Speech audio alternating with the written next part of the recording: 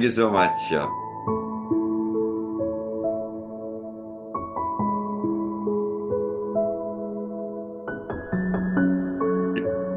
You can start sharing the screen, ma'am. A pleasant evening to everyone. Good morning, good afternoon, good evening, whatsoever the country, your respective country tells you to wish. Just a pleasant wishes from my end to all of you. And heartfelt thanks to each one of you for so patiently waiting here. I just now, what do you call it as, entered into the house. And immediately my son had kept my laptop, another laptop open, and I'm just on the screens now. Okay. Is the screen visible? Yes, ma'am.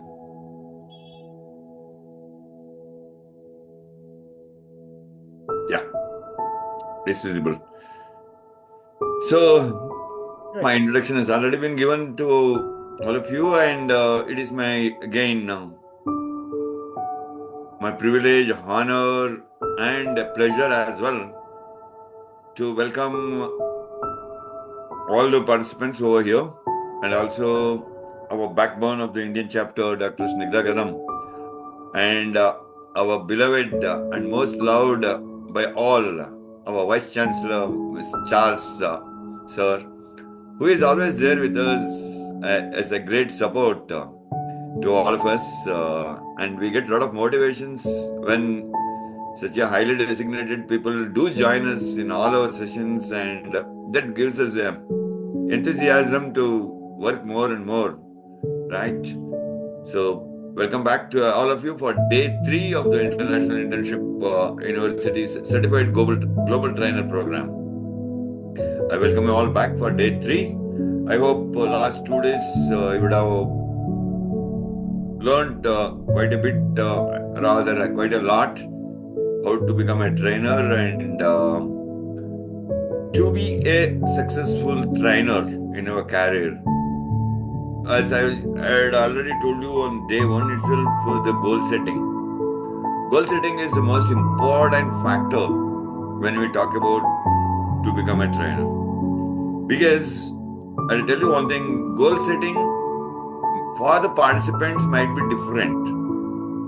It might be their career goal, or it might be their personal goal, whatsoever. It might be different for the participants. But as a trainers, for us, the goal setting is entirely different. Not because we have to set goals for each and every session we do, right? Like, for example, what Snigdha ma'am was saying now, if I had to take a session today in absence of someone, all of a sudden, when you are getting an information at the 11th hour, so how are you going to set your goal there? How are you going to implement all the 5 steps of SMART? That is, to be specific, to be measurable, to be achievable, to be relevant, and also to be timely. Rest all the 4 can be achieved easily, but the last one, that is the timely, where you maintain your time, where you maintain your timeline and be on time, is most important for the trainer to follow this goal setting. So this SMART goal setting for the trainers, it should be implemented in each and every session a trainer takes it. So, to setting the goals is one of our important, rather most important event in our day-to-day life. I won't call it as a steps to establish a successful training program. Of course, it is a step, but it is a very important event. Rather than the step, it is a very important event for us to carry out our training programs very successfully and get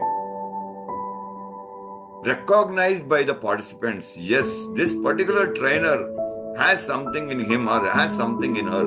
That was what I was saying the other day. That was on the day 1.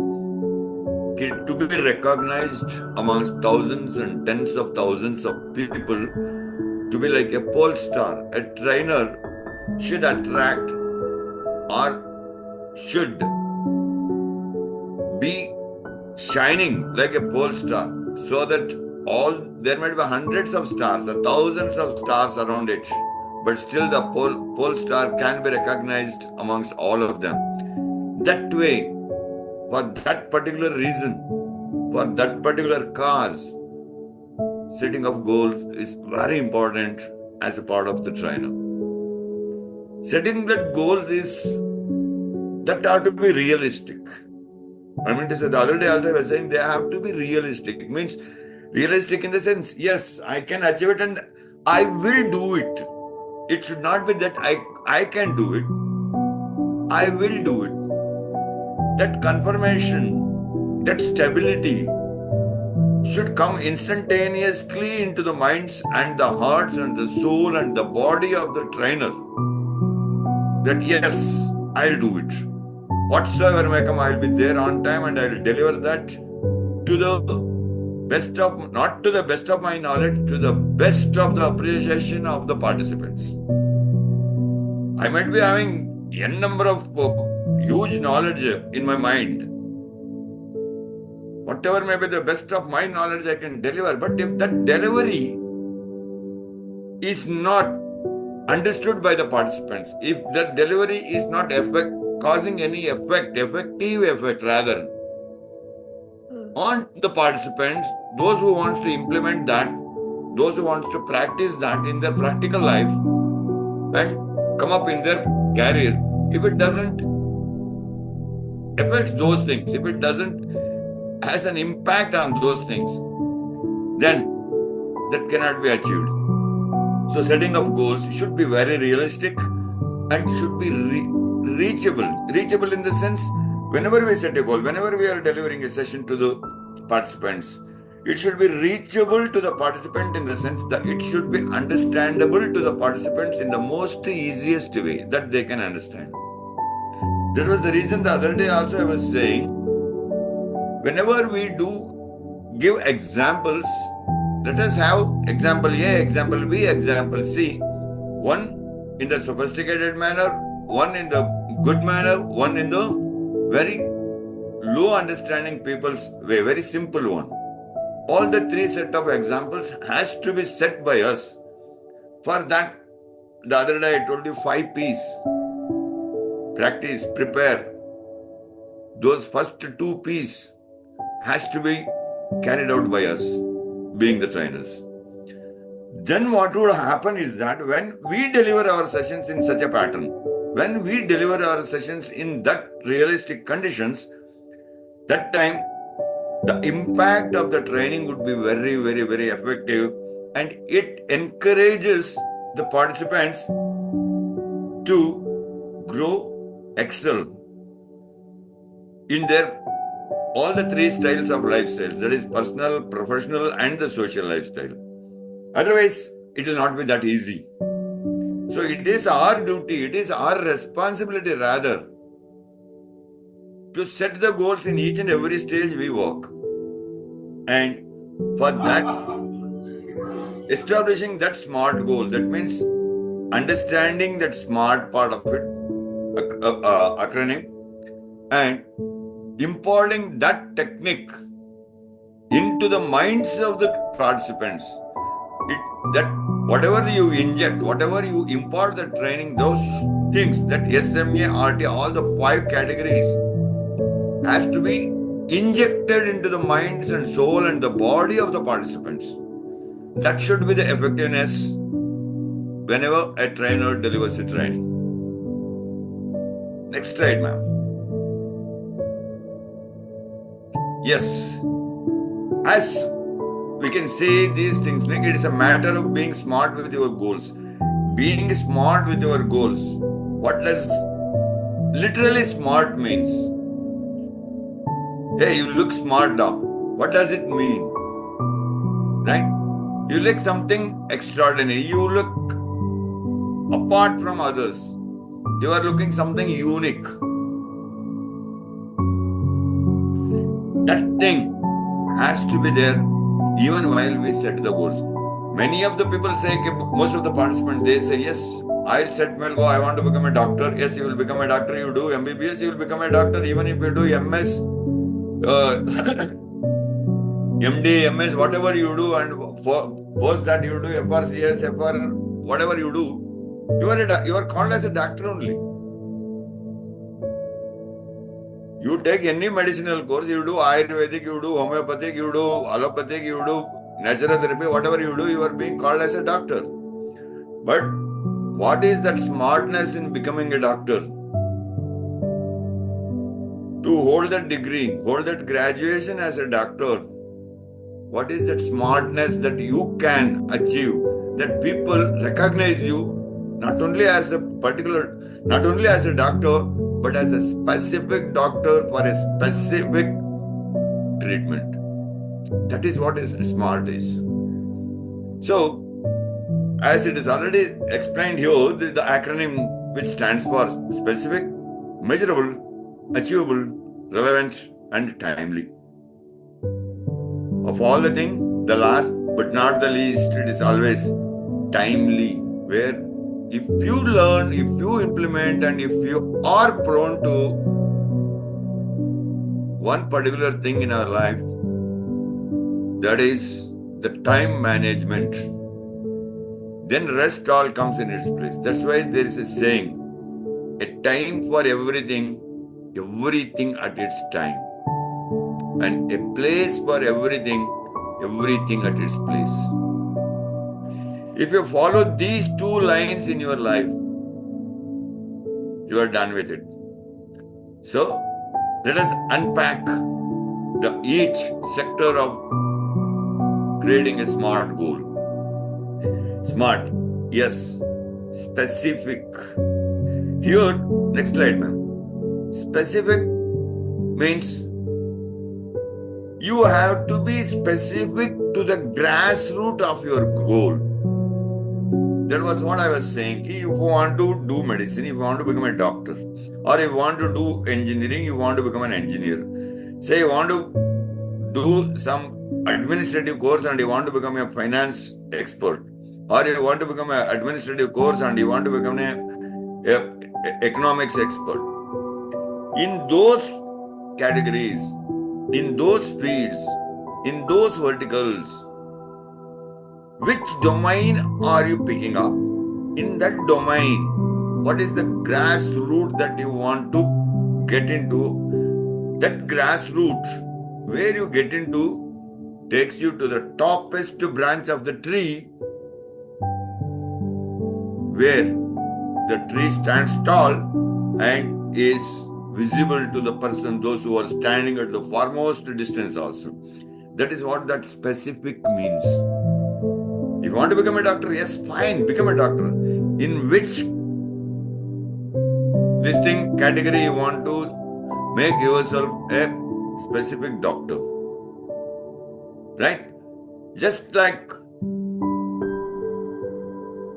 though whether it is a personal goal, whether it is a professional goal, even setting up the social goals is also very important in our life. So you have to pick very specifically, if I want to become a surgeon, a cardiologist surgeon, in that cardiology surgeons, in cardiology, what is that one particular expertise I am going to do myself? Just a heart transplantation, or just in the cardiology, just I want to become a preliminary stage specialist, or just I want to get into the place of where stent insertion and all those things are done. These sort of a thing, this specific, that you get into the grassroots, notify and identify your specificness in that, get into that grassroots, and then think, if you get into that particular thing, specific goal in your professional life, how much you would improve your personal life. And when you take The result of these two things, that is the goal achieved in your professional life and the fame and the name that you have got in your personal life, where you would reach in your social life. That thing, calculate everything, be specific, but make a solid note of it. This goal setting should not be meant only for the mind.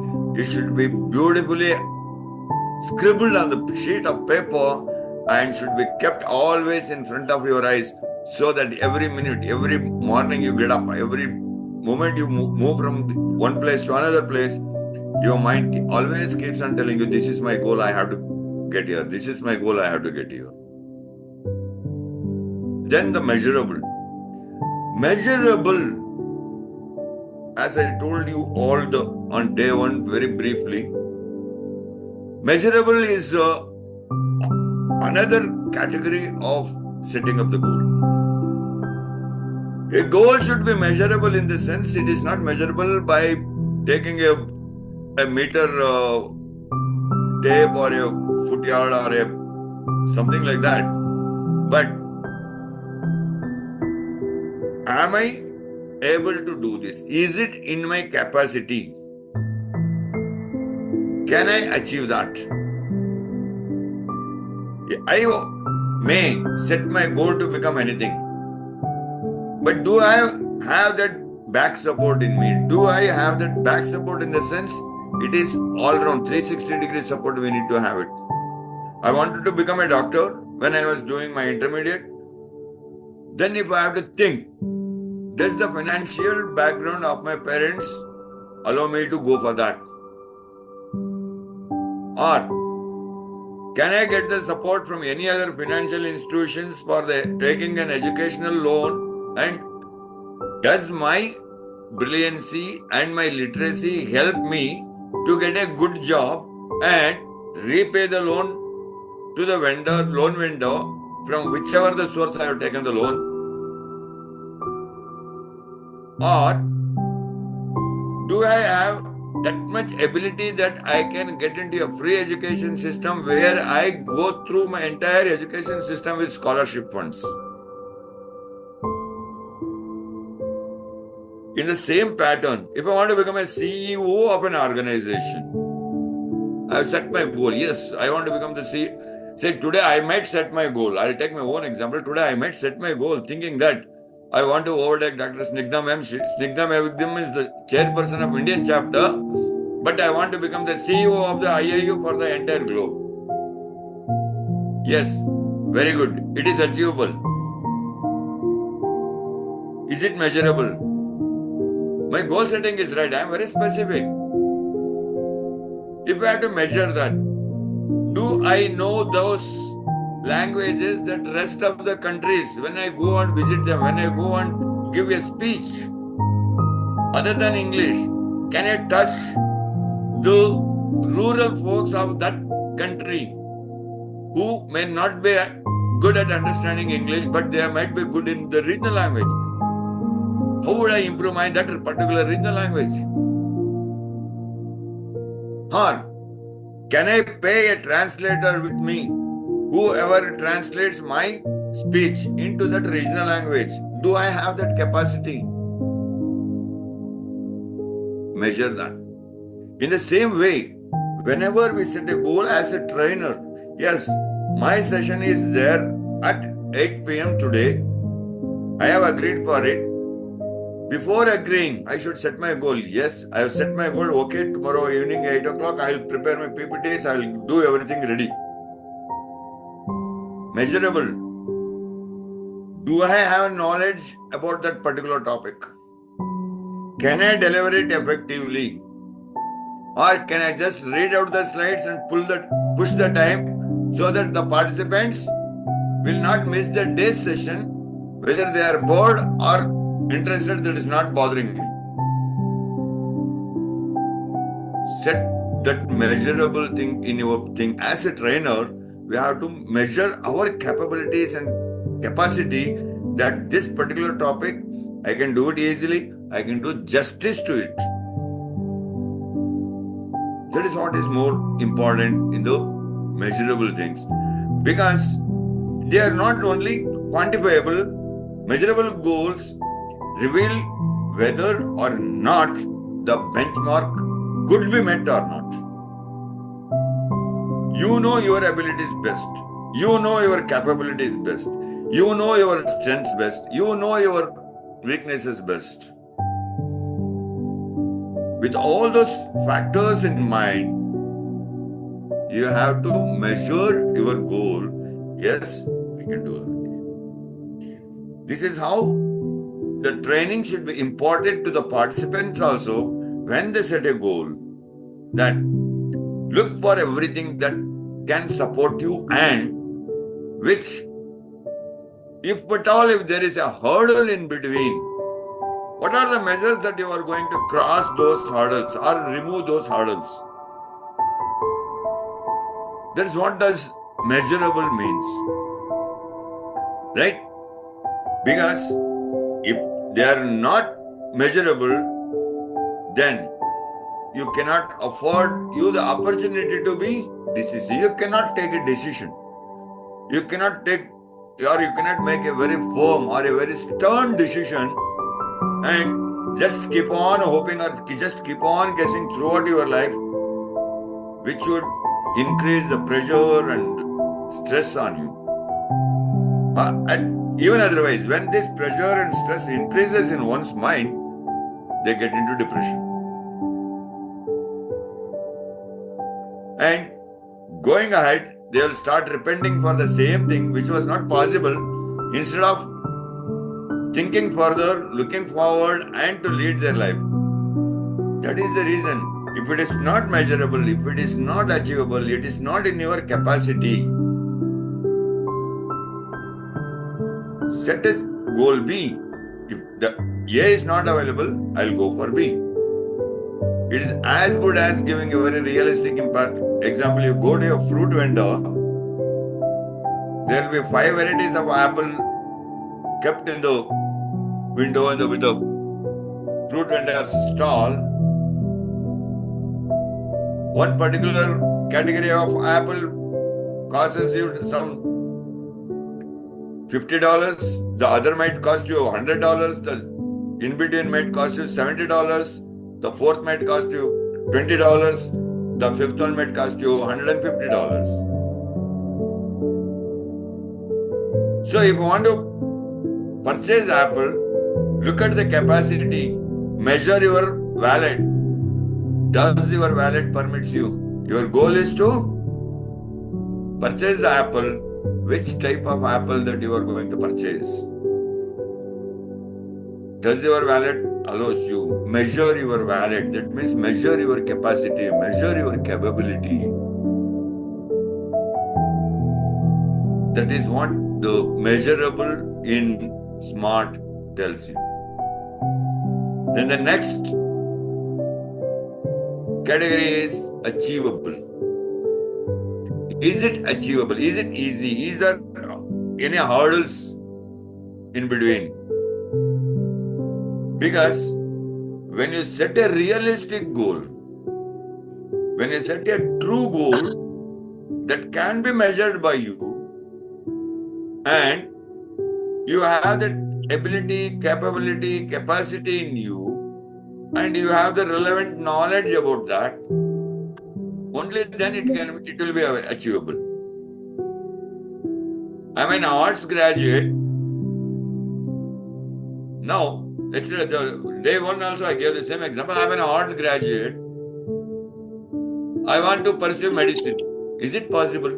Is it achievable? Of course, it is achievable. Then I have to go down the line. I have to get into my intermediate again. Take up science as my major subject. Yes, somebody is speaking. Brinarji, Manal Sarab, you want to say something? Fine.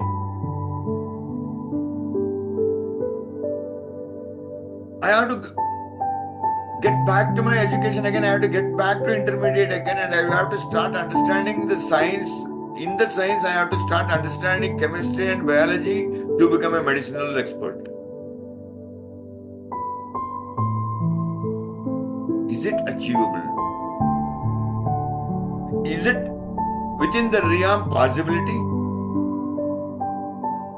Whether your physical resources and the human resources that are available within your company.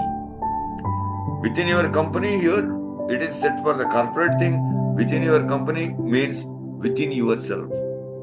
In the same way as a trainer, do have that relevant knowledge of delivering that particular topic. Or if you don't have that relevant, if someone comes and asks me to do a financial training to the bank, am I having the knowledge of the financial sector? I know what is a bank. Can I explain each and every terms of a bank?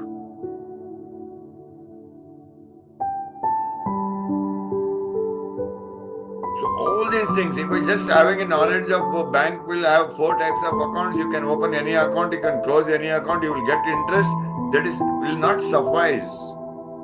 That's not the sufficient knowledge one would be providing. So if I have someone asks, tomorrow if even IIU comes and asks me, Ravi sir, you are the most relevant person, you are the most realistic trainer, you deliver your training session on BFSI, that is the banking, financial sectors and insurance. Do I have that knowledge in me?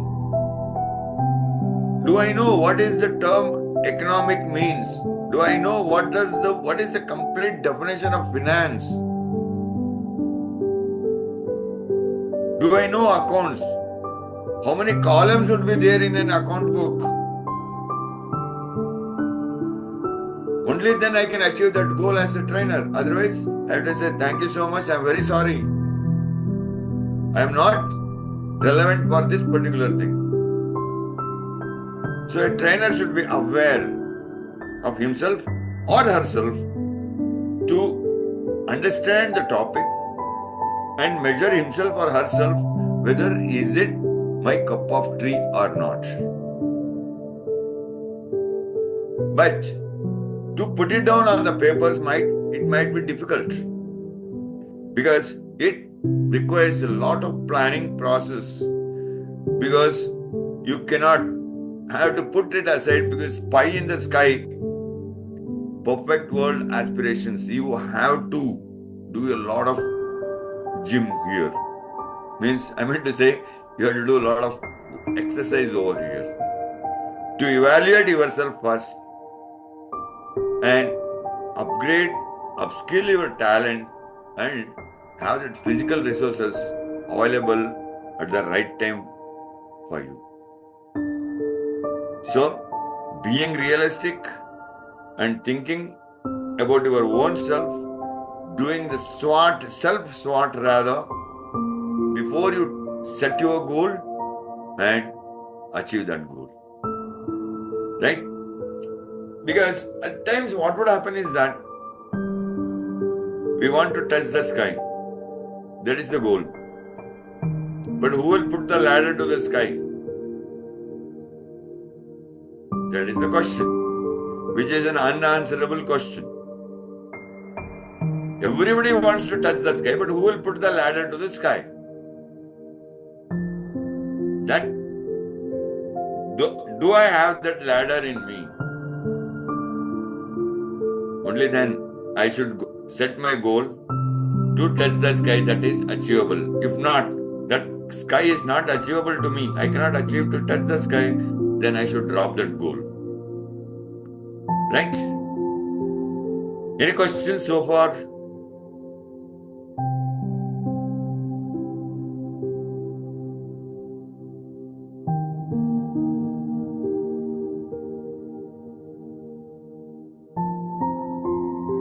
All okay? Fine. Then, next, relevant.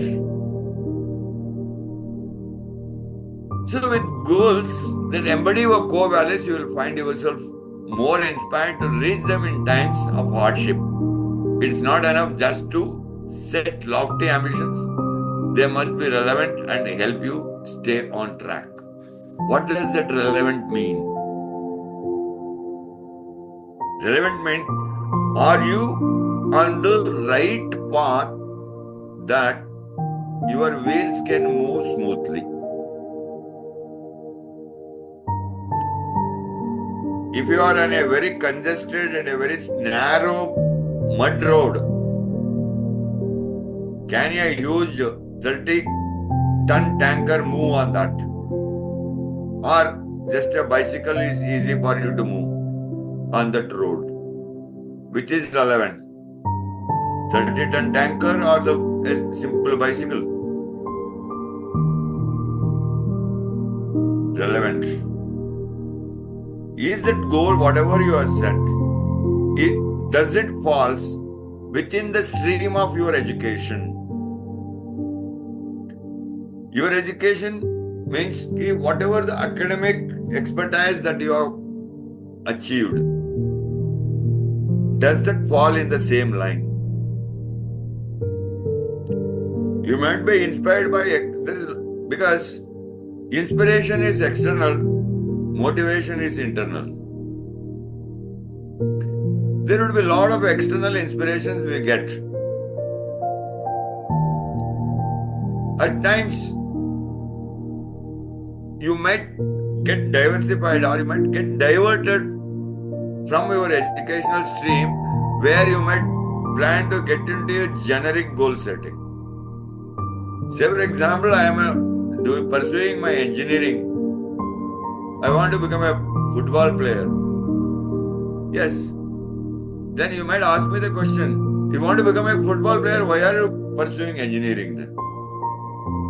You should have gone to some simple graduation, you should have done some BA, BCom, BSc, BBA, BBM or something other financial graduation, generic graduations.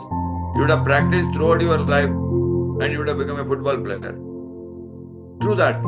But to become a football player also, am I practicing my football from my childhood? Do I have the capability of dribbling the ball? Can I spin the ball within the gap of my foot? Do I have that knowledge? Do I have that capability? I am not into sports at all. I want to become a football player at the age of 40, 30, 20. When will I become that football player where I can be recognized as a football player by the universe?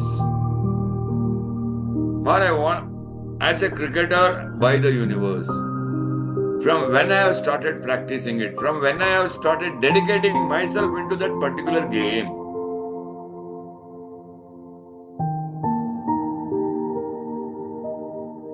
And post my retirement from the game, what would I do for my living? What would be the earnings? For that, I need to have some academic certification. I need to have some academic graduation or qualification by which I will get a reasonable and a healthy earning even post my retirement from whichever the field I am into, where I can use my knowledge about that and achieve my goal. So that is what is relevant means. In the recent training industry research report found that about 1/3 of the respondents face challenges with the content relevancy. This is very important from the point of view of the trainers.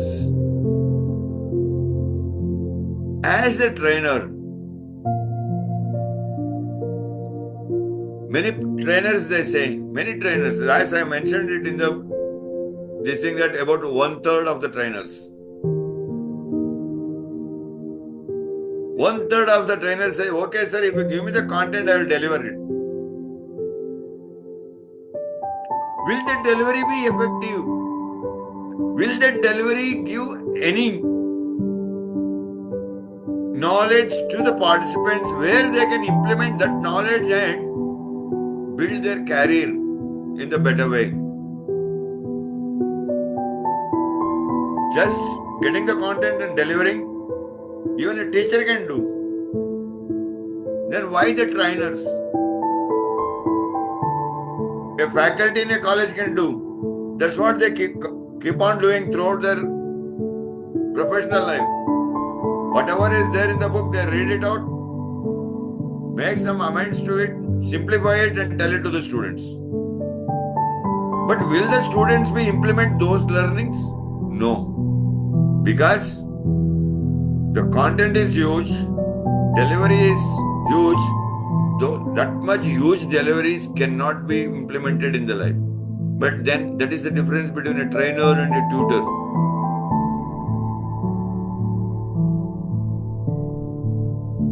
Do I have that comprehension capability in you as a trainer to comprehend a given information to you and create a slide with the bullet points, and if you just look at that one bullet point and if you are ready to deliver a 10 minutes or a 15 minutes or a half an hour speech on that, on one particular bullet point. Can I develop that content? Do I have that relevancy in me?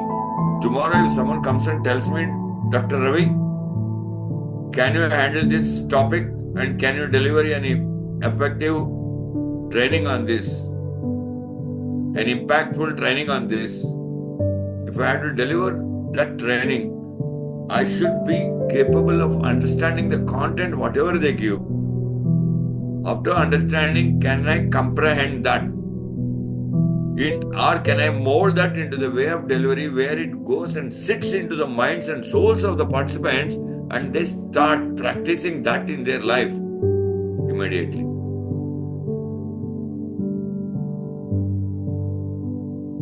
Because otherwise, what would happen, as we have seen in the training industry, most often the training content loses the relevance when information is too general to be applicable.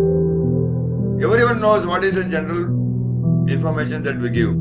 That's why I said relevancy here, that doesn't mean that everybody speaks the same thing and you are also speaking the same thing. But what is the difference? Where are you connecting that generic term into a unique term? Where a person finds a uniqueness in that particular term and wants to implement that uniqueness in him and he wants to become a unique person. That is what his relevancy is. So what would this help when the goals are relevant? Or if you want to be a relevant goal setter, then build a performance map connecting training to the impactful behaviors. You should, as we have learned in our school,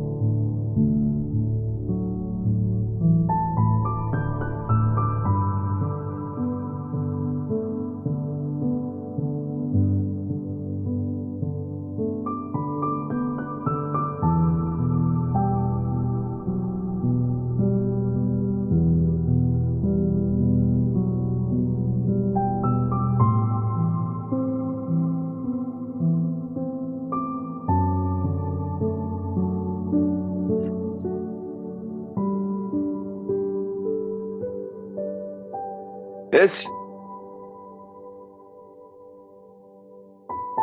Yeah. As we have learned these things in our school days,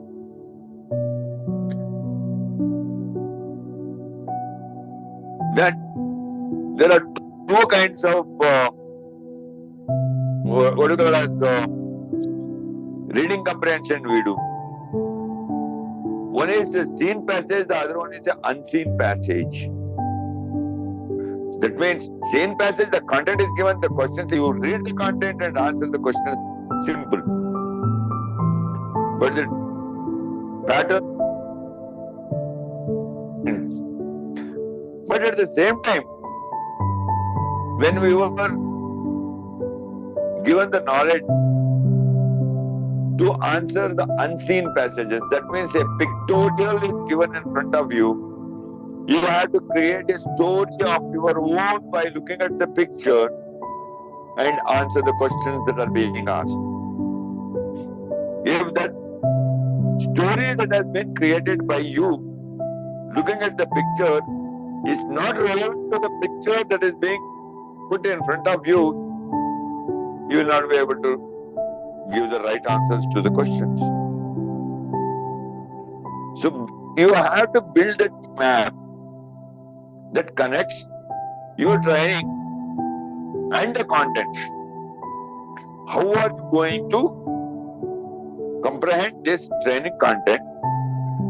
What are the things that you are going to give it to the participants in an impactful manner that will have an effective performance and an effective improvement in their professional life? And communicate the importance of the training content to your participants.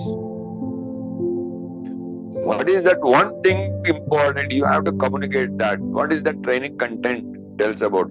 It is as good as when we do that, say, email etiquette. What is the difference between the subject line and the subject? The main content. That means the subject line tells what is there in the main body or what is there in the main content. Only looking at the subject, the person will understand, yes, this mail is all about this. So in that pattern, if a trainer can communicate to the participants that what is going to be done, what will be done, and in the end, what all has been done. Can these three things be done? This is called as the BAD technology, that is BAD. This is an acronym. Don't take it into the literal meaning, please. BAD acronym, BAD, means B stands for briefing. That means you have to brief about yourself. You have to brief about the day's delivery, what you are going to deliver. And then you have to brief about the session that is going to happen that day, both technical and tactical. And then A. A stands for action. Post that briefing is done, then you get into the action. That means you start delivering, you start the training session. The training session in a realistic manner. Once you do that, at the end, you will have to debrief. You have to compress the whole training into pulp, and you will be talking only about the pulp. That is, you will be giving the debriefing. That means what are the key takeaways of that particular day, and how it has taken place. This is what is to be communicating the training content to the participants. And also, the next thing that we have to be relevant on these things, the very first day also I have told you about these things, empathy. Being empathetic, that is, personalize the learner path. You will have to personalize the learner path. Otherwise, you will not be able to gel with the participants. So, the content relevancy can have a huge impact on the objective of the training, and so it is important for us to design or to create or to articulate the training content to the likes of the target and to the ease of the target audience or the target lead participants or the target learners, to motivate them as well as improvise and upskill themselves in the key skills that they are looking for. Right?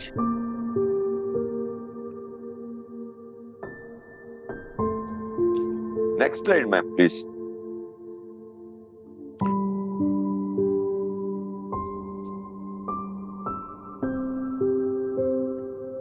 Then timely.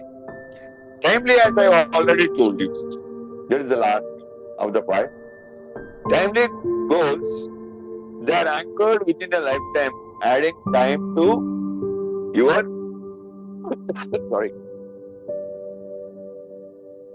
which are measurable goals mentioned earlier, increases their smart and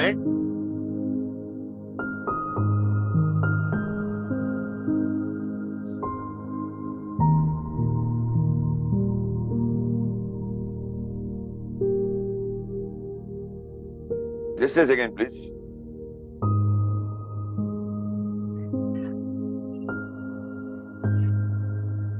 Okay. That smartness which provides one more dimension to measure. That means, I told you other day, every step you put in to achieve your goal, you should set a time frame for it. The time frame, every small thing that you achieve when you have set a goal should be achieved within the time frame that you are set within.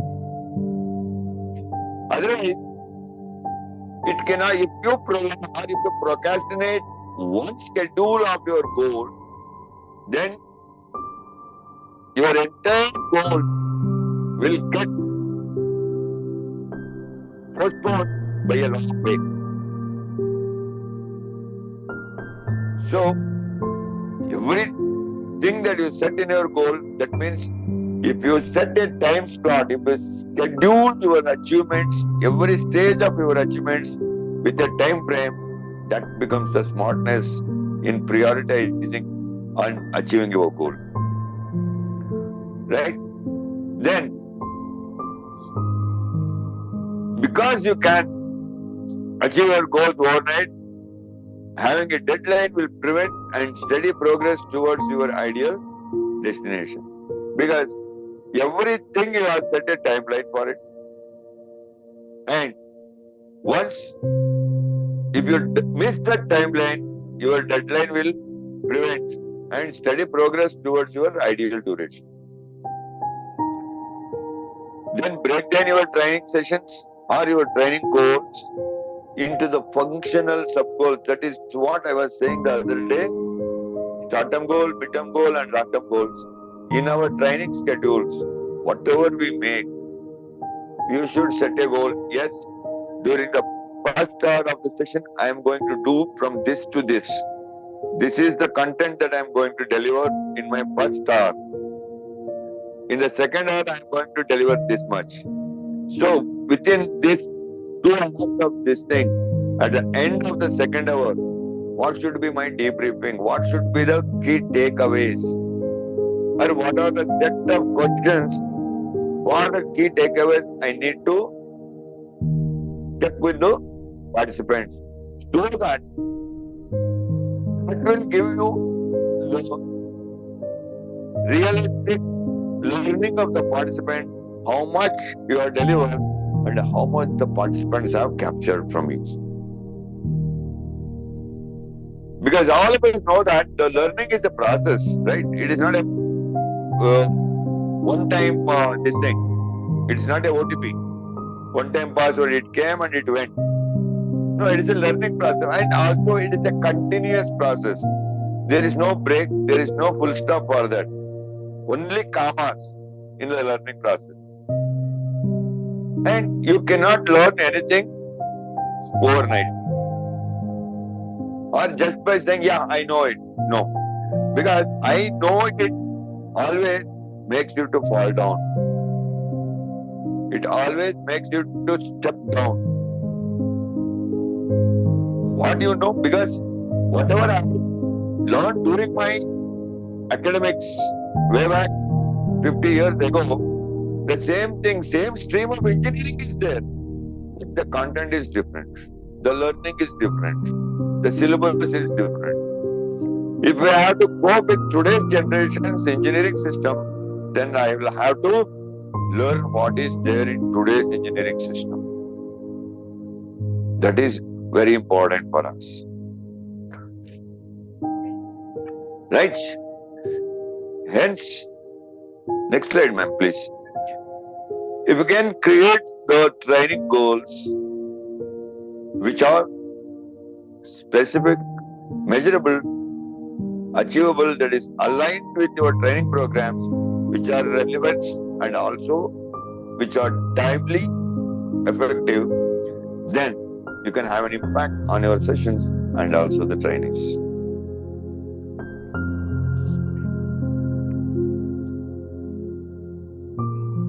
Then, what are the key elements for setting the SMART goals that are related to professional development or the skill enhancement?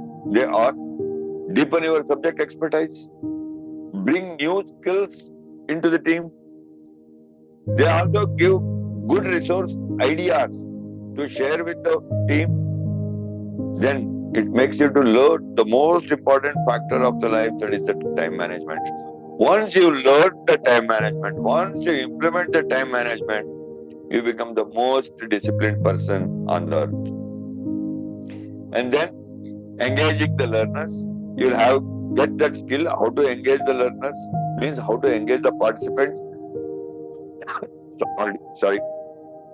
Then, once you do all these things, once you practice setting up your SMART training goals, then automatically you will become a skilled, very professionally skilled facilitator, and you will also have that good.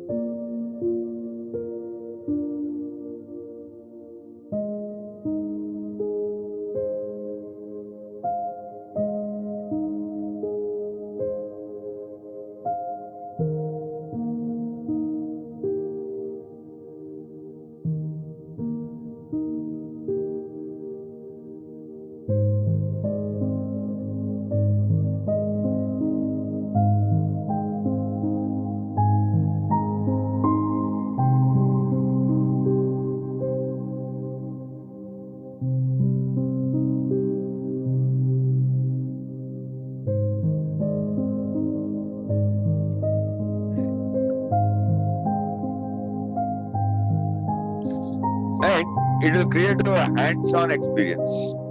Means that experiential learning will happen over there, and you will be getting that ability, the capability to accept and tackle the challenges. Right? Yeah, next slide, ma'am. So, what would happen? This would help you to deepen your subject expertise. That means when you set a goal for each and every training sessions that you are going to do, it will deepen your subject knowledge. That is what you will become a subject expertise. So, which would continuously enhance your knowledge and understanding of your field, or understanding of your topic, or understanding of your expertise area. For example, attending an industry conference, participating in the online courses, and read relevant publications to stay updated on the latest developments. Invest your time always in acquiring the in-depth knowledge and understanding within your specific field of specification. To give a small example, enrolling in the advanced training programs, participating in different types of workshops in your field, and engage in mentorship programs to deepen your expertise in your area of specialization. Then you can also bring in some new skills into your team. You can introduce and develop skills that contribute to the team's overall capabilities also. Right? Identify and develop the skills that align with the team's goals and contribute to its overall proficiency. Identify and share the valuable resource that benefit the team's objectives and actively seek and distribute relevant resources that can aid the team's knowledge and do the better performance. Then the time management, as I told you earlier, I'm keeping on repeating the same thing. Effectively allocate and prioritize the time for tasks and the projects. Plan effectively, prioritize, allocate the task, ensuring the optimum productivity and meeting deadlines. Engage the learners throughout your session. For that, what you have to do, develop the strategies to make learning experiences more interactive and captivating. Employ various techniques to make learning experiences interactive, participatory, and captivating for the trainers. These things would be incorporated into your knowledge bucket when day before yesterday I told you one small abbreviation. When you follow that technique, key map, sheet map in the training session, then you will become a skilled facilitator, which should enhance you to possess the ability to guide and manage the group discussions or the training sessions effectively. Right? So the hands-on experience, as I told you, as you keep on working, as you keep on implementing your knowledge into your practical life, that brings you the hands-on experience. So how do a trainer gets the hands-on experience? By conducting more and more workshops, by attending more and more training sessions. Whether it is you are taking the training sessions or you are sitting through as a shadowing a training session, that gives you lots of hands-on experience, and that would give you lot of practical knowledge gain through direct involvement in the tasks or the projects or the simulations or the session you are going to conduct.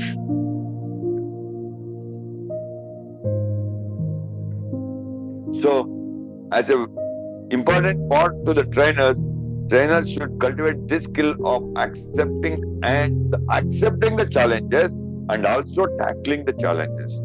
So, one's approach for the trainer should always be in such a way that you should accept the challenge and also should cultivate the habit of tackling the challenge as well. Thank you so much, my dear participants, to all of you for so patiently listening to me all this time, and I would not like to consume more time here because one more facilitator or one more trainer, our beloved Dr. Srividhya ma'am, is waiting in the line. Let me give some time, let me give some room to her. Thank you so much. All the best. I wish all of you to become the most effective and the most shining trainers in your life, in your professional career. Thank you so much. Thank you, Dr. Ravi Kumar. Now we have Dr. Srividhya with us. Dr. Srividhya ma'am. Snigdha ma'am? Yes. Yes, sir. Yes, Snigdha ma'am. Okay. Yeah. So, Okay. I'll just give you the Am I option audible? to share the screen. Yeah. You're audible. Snigdha ma'am, Yes, sir. may I have the permission to leave? Yes, sir. Because I Yes, have sir. some other Thank you tasks so Am I much. audible, Thank you. dear? Yeah. You can Okay, ma'am. share Thank the you so much. screen. Thank you. You are audible. Thank you, sir. Okay. Yes. Yes. Okay. Thank you. Thank you. So, good evening. A warm welcome to one and all who have joined this session again. Some people from Singapore, I could see the messages in the chat box. Like it is already 10:30. So that's the passion. And as Srividhya, this is what I am. And let me just try sharing my screen.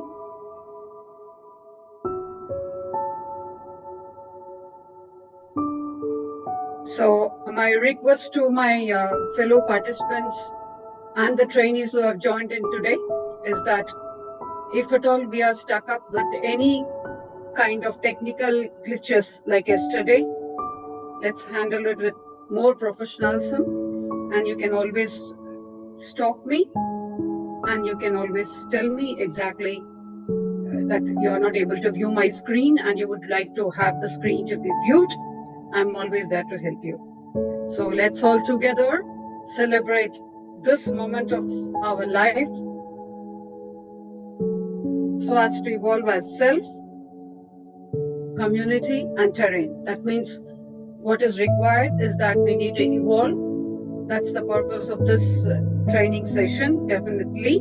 So the change brings in us will influence the community and we will be able to take it forward to the terrain.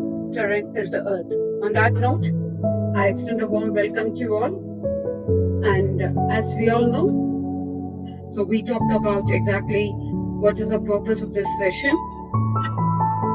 and how is it going to do good to you as such, taking it forward to the community as a trained trainer or a coach. And when we talk about the goal, is that the passion, the main thing what is required is a passion that is deep, the one which lies deep inside you, that will not allow you to just stay or calm until you achieve it.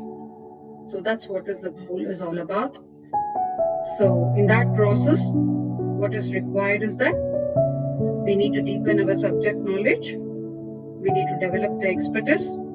We need to dwell in the new skills that will acquire, and we adapt to the 8 E's of learning, sharing good resource ideas, time management, engaging the learner, being a skilled facilitator with good organizational skills, and engaging in hands-on experiences, accept the challenge.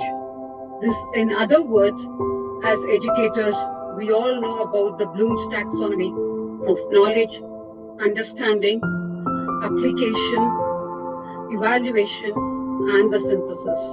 So moving ahead, so we have covered it in the term ways or in the using the scientific process as well. So when it comes to the goal, what is meant by a goal? We have seen certain synonyms that it could be an ambition, it could be an intention, it could be an objective, it could be a target, it could be a design that is taking you in the process, or it could be the final destination, it could be the end, it could be the intent, or it could be an objective or a rational or a limit or a boundary. It could be a mission, or end of the day, it is just the vision and the mission that you're going to take forward in this goal setting process. So what is this word, where this word goal comes from? When you see about the etymology of the word goal, it says that it is the end point of a race.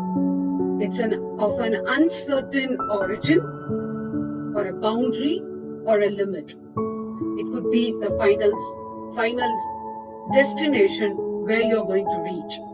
Or in other words, it could be an obstacle or a barrier from which you recoup and you evolve and you set up your next goal to move forward.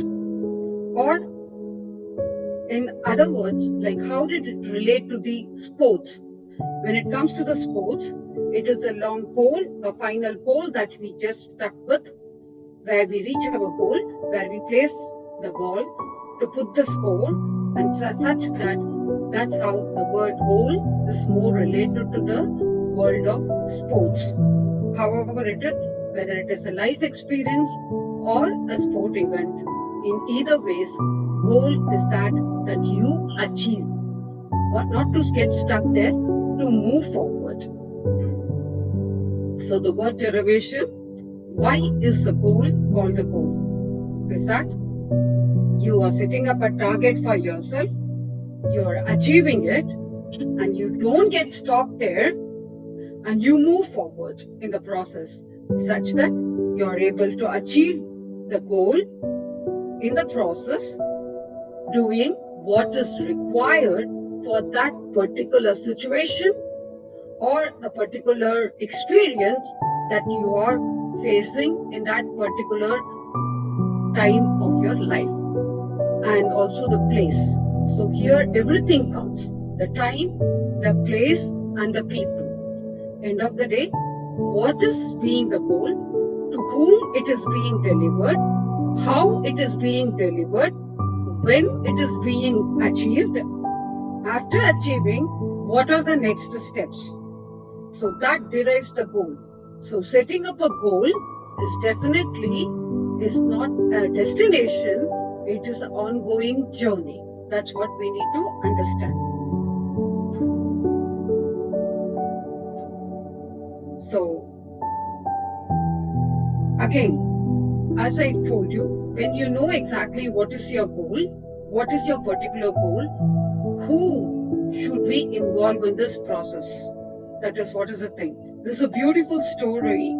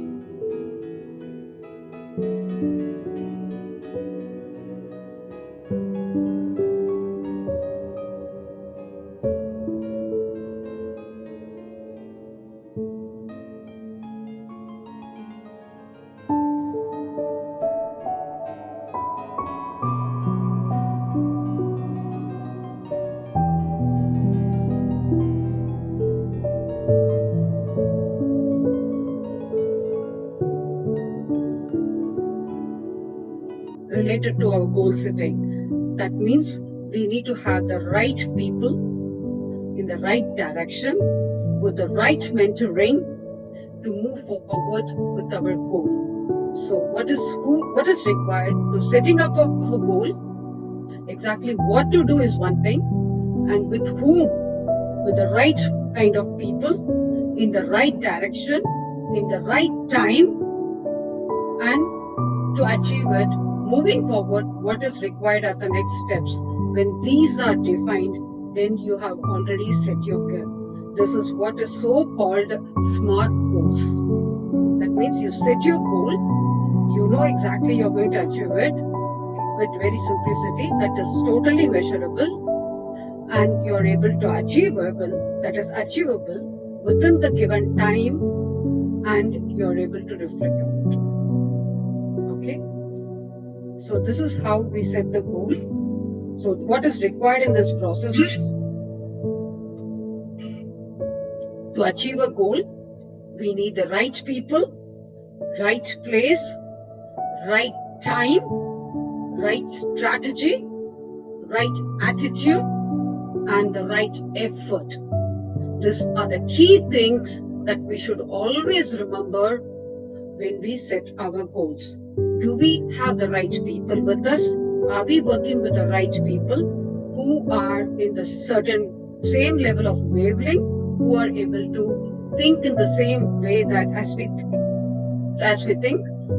Are we in the right place for executing our goal? And executing in the right place in the sense whether it is home or as it is personal goal, whether it is office your goal or the community goal, are we in the right place to execute this particular goal that you have set. Say, for example, if it is for school scenario, writing a lesson plan, conducting an examination, or doing a project with your team people, could be anything, but are we in the right place? Are we at the right time? And is it the right time to execute the goal? Are we following the right strategy with the methodology, with the right attitude, such that we could evade all the negative vibes and be in the positive mode to make a proper right effort to achieve the goal? So these are the key things that we should remember when we set up a goal. So again, this is a video. This is what happens. The mother duck moves around with the kids, and this is a water. There's a flowing of water, and when they move, what happens? The small duck, it falls into the hole. In the sense, like, why did this happen? Because what is required, what do we understand by this video is that lacking of proper direction while executing the goal is what is required. So that's what we learn from this video. So when we set up a goal with the right people, in the right place, in the right time, with the right strategy, with the right attitude, with the right effort, what is required is that right direction. So that is what is required to move forward to execute your goal. So with this again, goal setting guidelines. How do we set our goal? Though this video is not going to be played here because the internet is very slow. That's why it's not picking up. I'm sorry about it. So in this goal setting process, few simple steps that we can follow is that think, sit down and accomplish exactly. Break it down into a small picture and a bigger picture. That means you have a very smaller picture. That means the immediate goal that you will be able to achieve.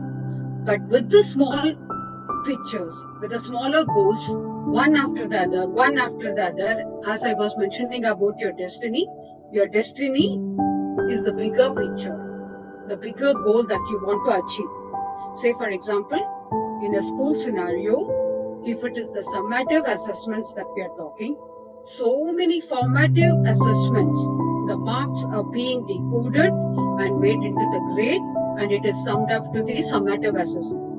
Likewise, achieving all these small goals together, put together, give us the direction, makes a pathway for us to achieve the bigger goal. And when you achieve it, please don't forget to celebrate your accomplishment.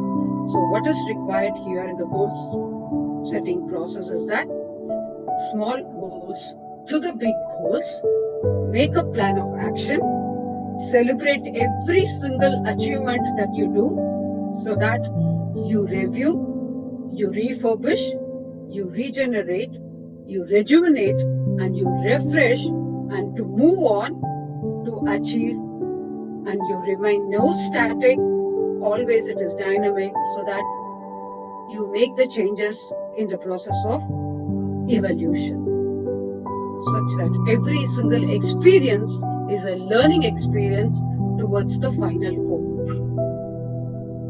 So when you achieve your goals are definitely the powerful motivators.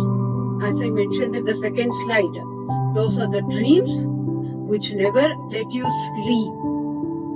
They keep the urge in you, they keep the fire in you to move forward, to tell you exactly what is required and not to give up for any failures or any learning experience or any shortcomings. It keeps the fire in you to keep on moving again and again, treating every single experience as a learning experience, measuring it as a next target towards your bigger picture. That is what is required. So this is achieved in different steps. That is step 1, step 2, step 3, step 4. So there are 4 different processes which are involved in it. Any questions? Because we are going to move into the technicalities of it. Any questions?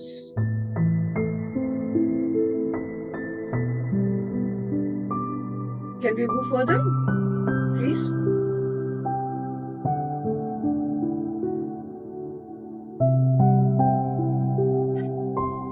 Okay.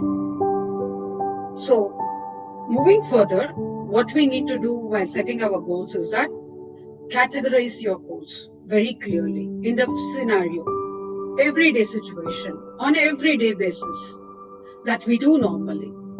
So what is meant by categorization of the goals? Either it could be related to your education factor or your career, your office work, or your family, your personal, and your finance. On an everyday basis, we need to have this goal setting process. I'm sure everybody must be doing it. Don't we write those small to-do lists? Definitely we'll be doing it. To-do list or some reminders in WhatsApp, whatever thing. That is what is the exact goal. When you do that, don't put everything into a big thing and such that everything is getting messed up. What is important is that categorizing into the different disciplines. This is my education goal for today. Say, for example, you need to complete a particular assignment that is for education, for career. Okay, in your office, I need to complete this presentation successfully. So with all the people. And but when you said this, what is very important? Always remember those right people, right direction, right time, right approach, right strategy, and right attitude. So that will take your goal forward. Of course, with the if at all there is a failure or you're not able to achieve it, treat it as a learning experience. That is what is important. So when you categorize the goal on an everyday basis, what is very, very important is, this is my goal, education goal for today. This is my office goal for today. This is my family goal for today. Even taking a family out for a movie or for a get-together or bringing a gift home or buying grocery, a particular grocery for that day. That's your goal. So we need to set the targets. We need to categorically, very clearly, on a personal level, sometimes including the corporate or the present scenario of working situation, your corporate goals, or sometimes a society goal, taking part in a community gathering or moving ahead. What am I going to do? Am I going to present? Am I going to sing there? I'm going to present a hymn, whatever thing. Please remember, categorically you set your goals very clearly in a to-do list and see whether you are with the right people, in the right direction, in the right process. Who can do this measuring? Only you can do. Because you are the one, you are the doer who is doing it. So you need to measure it every now and then, evaluate such that what are shortcomings, what are remedials which are required. Immediately, sometimes you will be able to fix it and move forward. But go step by step. Always remember, set your bigger picture, the large goals first. From these ones, you need to cascade them to, because these large goals are the ones with the vision of about 10 to 15. Say, for example, what is meant by large goal? In the sense, you completing your studies, your PhD, your doctorate, that could be a long-term goal. That is a long-term goal, which involves some years of experience, years of study, which is required. For doing that, your short-term goals could be going for a training like this, and you recouping skills which are required, empowering you with the skills which are required, then acquiring knowledge which is required, Then when you acquire knowledge, how to experience that knowledge, getting into the project management, getting into the project that is required. So all these short-term goals as formative assessments together take it to the summative. It will reach you step by step to your final bigger picture. So you should know how to break down your smaller goals such that you are able to achieve your lifetime goals. Can we move further? Like, am I fast? Or am I okay? Any questions? Very good. Thank you so Very much. good. Excellent. Excellent. Yes. Thank you. Hope my screen is moving. Yeah, it is. Okay. So how will you write it down? How will you do this? So you know that you're going to achieve a bigger picture with all the smaller picture. Okay. So when you do that, how to do that? As I told you, as I mentioned, write down your goals. Today, if you open Instagram, the 101 manifesting things. What do they say? Write it down. Write it down on the left-hand side of your body. Write it down on the right-hand side of your body. Write it down on a paper. You write it for 51 times. You write it for 21 times. Keep that paper in your purse or a wallet. What is that exactly what they're doing? Manifesting. Seeing is believing. Out of sight is out of mind. So write it down. If possible, write it on every day, if it is, so that you are able to view it. When you, as ma'am was mentioning, Stella ma'am was mentioning, the powerful word of multiple intelligences, as other person was also mentioning, visual intelligence, auditory intelligence, kinesthetic intelligence, interpersonal intelligence, and numerical intelligence, all the smart goals, everything really works in the cell such that you are able to achieve your goal. End of the day, all these things cumulatively, they take you forward to your goal, that your destiny. So in the first place, what is required? To write down your goals. So you have your to-do list from today ready for your career, your office, your family, your recreation, your kids. It could be anything. Categorically discipline them, write them down for each and every discipline of the domain. So because there will be no good to you if it is there in your head and you're likely to forget. Write it down. Seeing is believing. As you visualize, it will go into your head and you will be able to cherish it, live with that, such that it becomes your life, a part of your life, and you will make every necessary effort which is required in the right direction to achieve it. So when you set your precise goals, don't forget to include the date and time and also the amount. Why? Because when you write it down, always you can go back. As you know, reviewing is very important. When you make a coffee or when you make a dish in the kitchen, don't we taste it? Why do we do that? It's the QA. QC and QA is very important. Quality control and quality assurance is very, very important for getting any project successfully done. So in that case, do write the time, do write the date, and do write the amounts. Exactly how many times did you repeat to achieve there, and measure your achievement. If you're repeating it to the next step, doesn't matter. If you're not getting there in the first step, you will definitely get it in the 50th step or the 100th step. Doesn't matter. Every single step leads you to the final. It's a big leap to fly high. You're going to reach there. And when you achieve your achievement, celebrate it. Very importantly, just celebrate it. That moment, pat yourself on your back. That will boost your energy, motivate you to set your next target with a sense of satisfaction and accomplishment. So do it on an everyday basis. Just do it, just try it. Set a goal, family goal. I need to take my family out for a dinner today. So take them out for the dinner. Give them whatever they ask for. Enjoy that particular moment. Come back.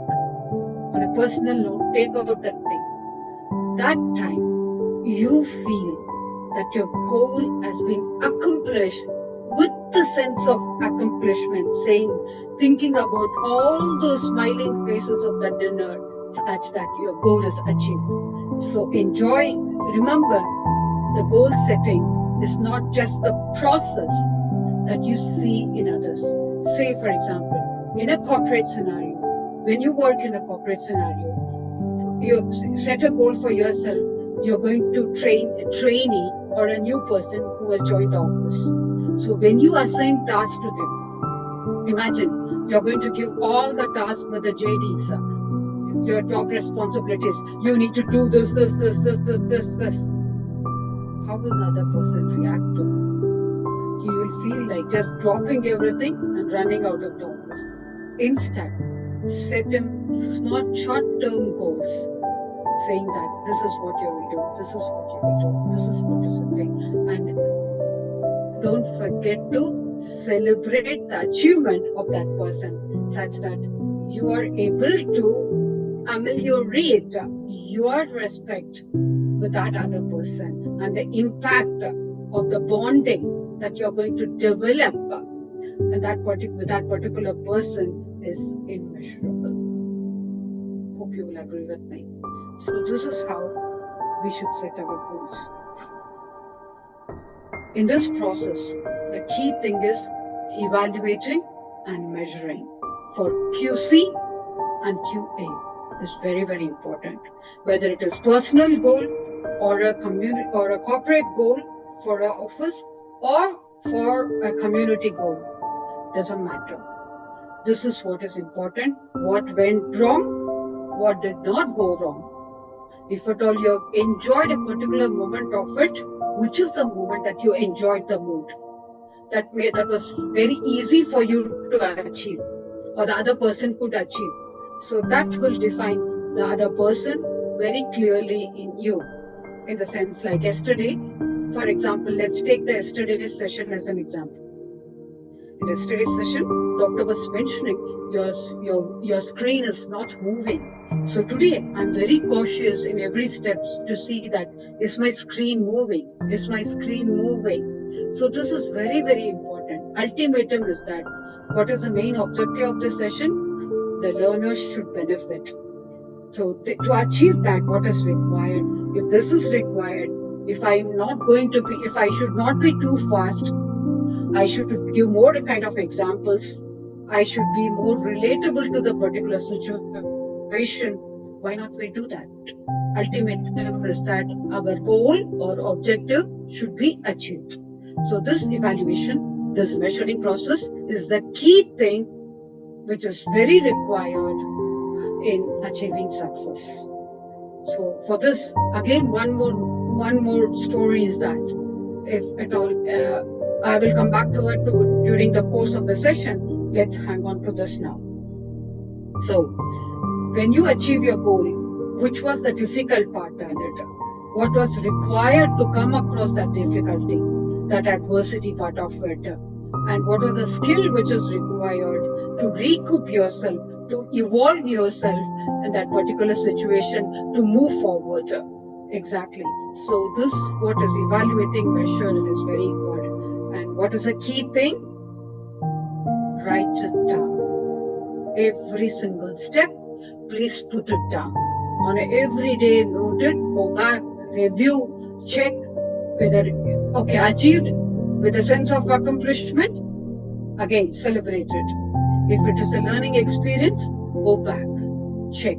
How many times did I fail? Every time, what was my learning experience? How did I move further? What was the skill what was required? What was the remedial thing which was required to take it forward? Look into it such that you come up with a plan of action, with the right strategy, with the right attitude, with the right effort, in the right direction. You will be moving forward with your goals. So this is what is so-called SMART goals. Being specific, measurable, attainable, which has relevance, and which is totally time-bound. So this I'm not going to elaborate because it has been elaborated in the previous session for you. So with your permission, I'm moving forward as being specific, measurable, actionable, realistic, and with a time-bound process, we are able to move further. So what is required is that review, which is very key thing to gain a clear on objective of your talents or the skill that is required to deliver to the right people who is with the right attitude with you in the right direction. Understand how others experience you and your association as strength and struggles or weaknesses. Identify the gaps between you and the other person whom you are working with, and what is the final objective. Always the bigger picture will be always there, but all these small steps, the small goals that we are setting, that will take you further. So in that, your identification of the gaps is very important to move forward in the small steps that takes you forward to the final destination. Understand how to create that legacy. Legacy, in other words, is the impact, the final impact or the outcome or the output. That's a bigger picture. That's the target. That's the target to achieve there. Exactly. How to move on to that final goal, to that final destination of mine. How to move on. Imagine that you're playing a football match. How does the ball move here and there? Finally, where is the goal? The final goal is a final boundary where everybody says, yeah, we are achieved it. So how to go there? All these small directions, all these small steps takes you forward. Understand how to create this mapping to reach the final destination. So only who can do that? Only you can do that, such that you develop your personal leadership development to become the leader that you want to be. So to achieve the goal, hope everybody will agree with me that what we require is the right people, right place, right team and the time, right strategy, right attitude, right effort. So moving forward, some of the examples for us to understand. We all know this person. We don't have any politics against them. What went wrong is that as a leader, if we are too very ambitious, it can lead to several mishaps. So to avoid this, we have to have the right people in the right direction to achieve the goal. So this is again a beautiful video of a corporate setup, exactly. Because moving forward, till now, what we have seen as a person, exactly how to set your goal, how to move forward, how to take it forward, how to review, how to evaluate, how to motivate yourself, how to celebrate your achievement, moving forward. All these things that we have seen as a personal goal. Now, when it comes to this corporate setup, when you are going to work with a team of people, what kind of goals that we need to set in? My sincere apologies for not playing this video. Let me try because it might work. It's a very beautiful video. However it is, we'll see how best we can just work it. So when a manager in a corporate situation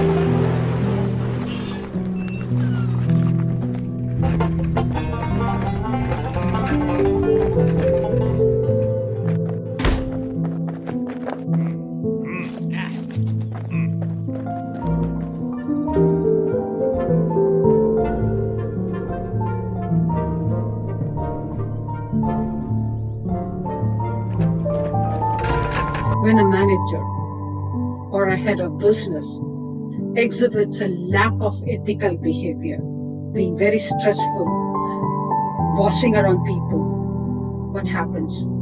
He will lose his respect. Losing his respect of his employers, then finally, nobody will be there to pay heed to him.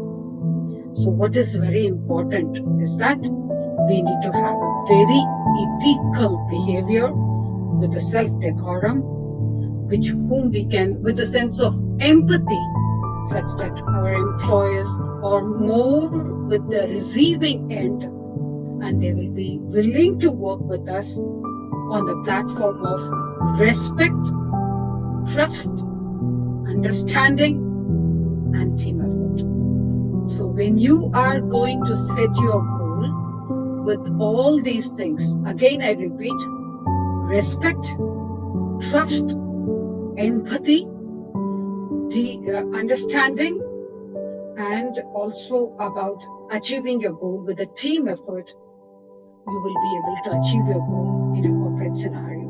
So these are the things as a person that we need to develop in it, and we have to develop on this platform of working together. So the right person in pursuing the dream will be able to help you.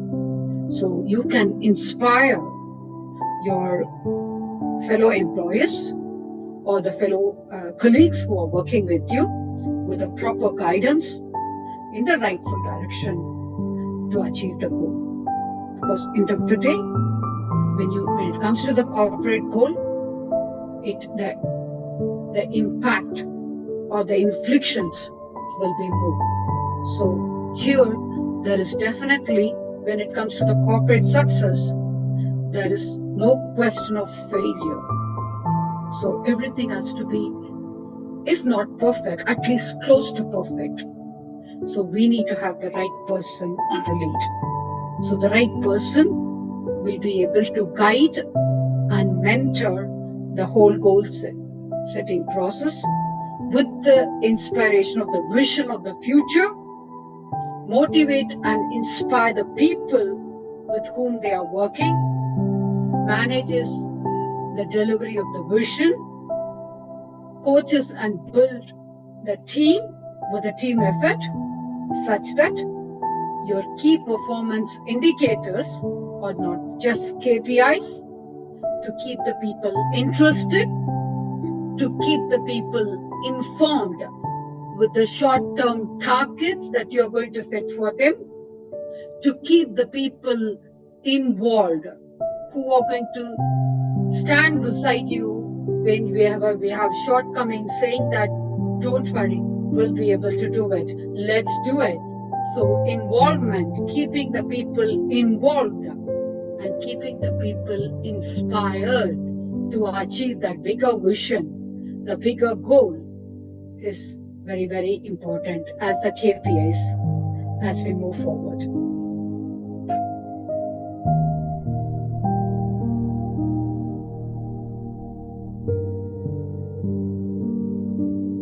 One second.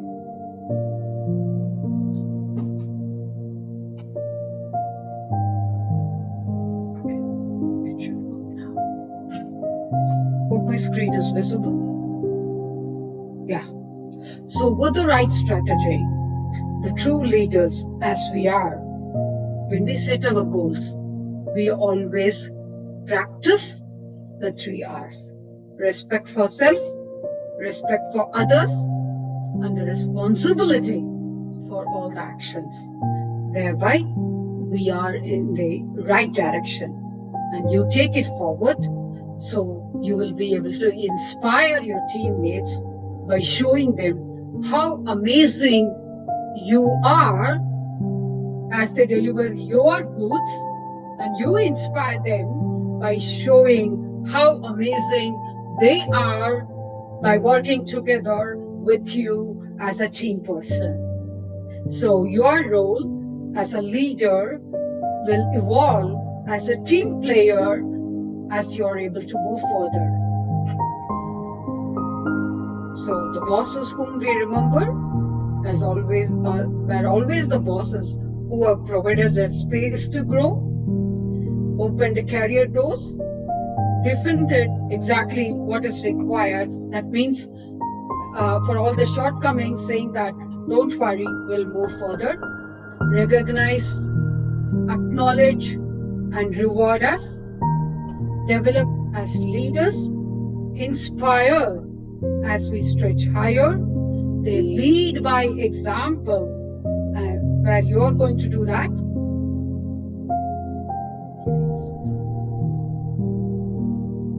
Thereby, we achieve our goals.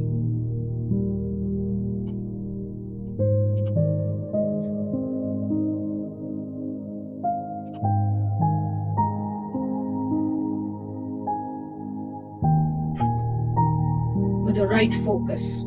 So as a leader, when you set your goal, what is required is with the right focus.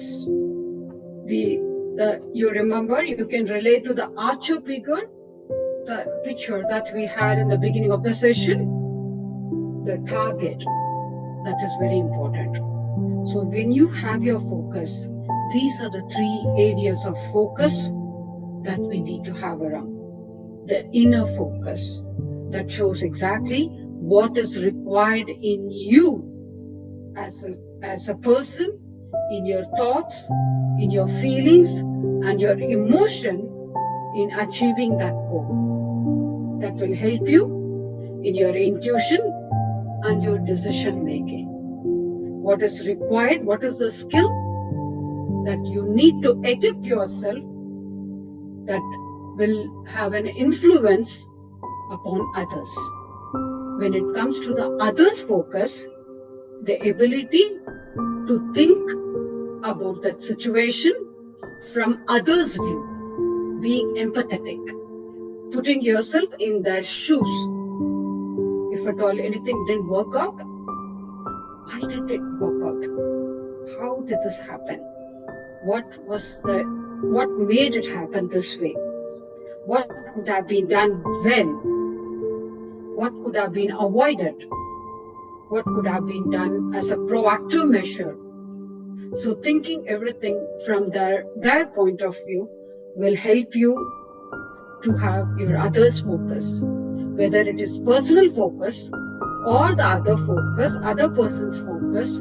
End of the day, our target is what? Achieving that particular goal. So all these things catalyst towards achieving that particular goal, whether it is the skill that is required in you to recoup and to move further, or it is empathetically thinking about helping the other person how to overcome that particular situation with a shortcoming, whether it is that, everything mapped towards achieving that bigger picture. So when you achieve, it comes to the outer focus to achieve that with a larger focus, such that what is required as a strategical goals you will be able to set towards achieving that particular process. That is what is called as guidance in achieving that goal. So as a leader, we definitely have to keep in mind when you set your goal, meet all the three focuses. What is required in me as a person, what is required for the other person, what is required for achieving that final bigger picture or the outer focus.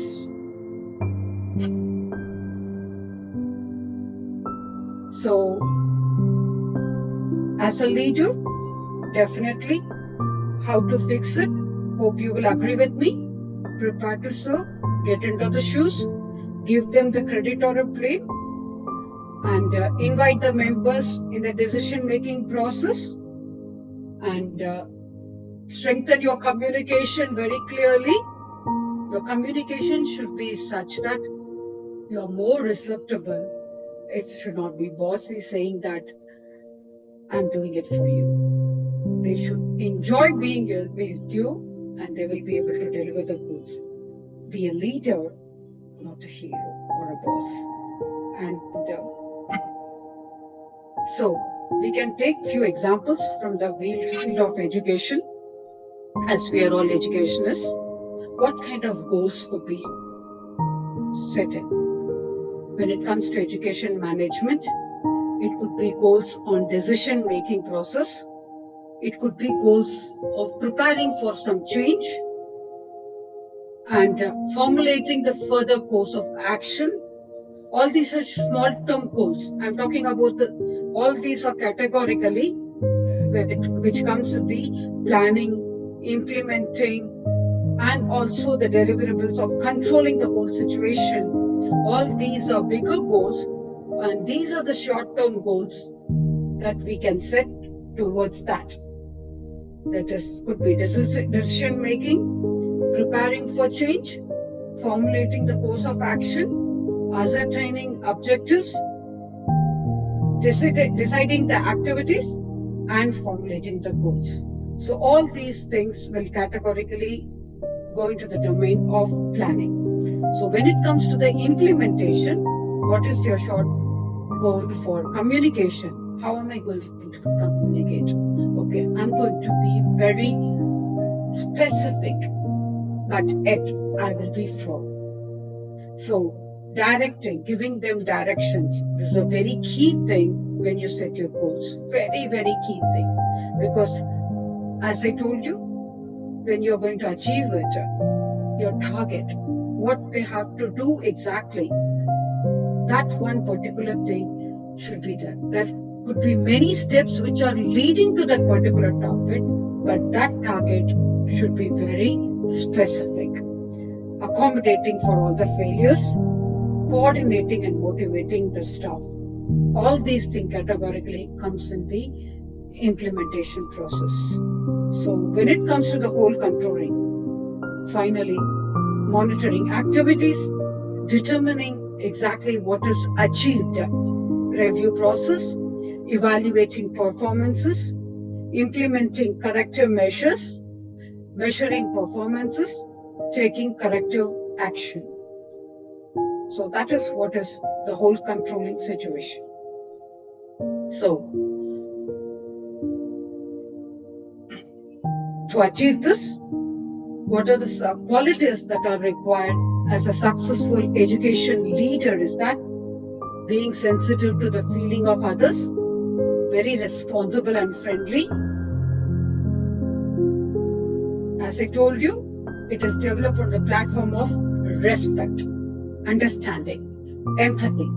So we do respect for dignity and the rights of others, respect their values, our values and principles, equally with others' value and respects, such that we create a very inclusive environment and people become more reliable, accountable and generous, who is very liberal, with a lot of self-confidence and positive attitude, and who has the ability to take good decisions, ability to do work smart, complete the work cost effectively, creativity and problem-solving strategy, with emotional intelligence and integrity, collaboration, motivation, with dedication and honesty, communication and innovation, with a vision and plan, lifelong learner and a passion. If these are the things,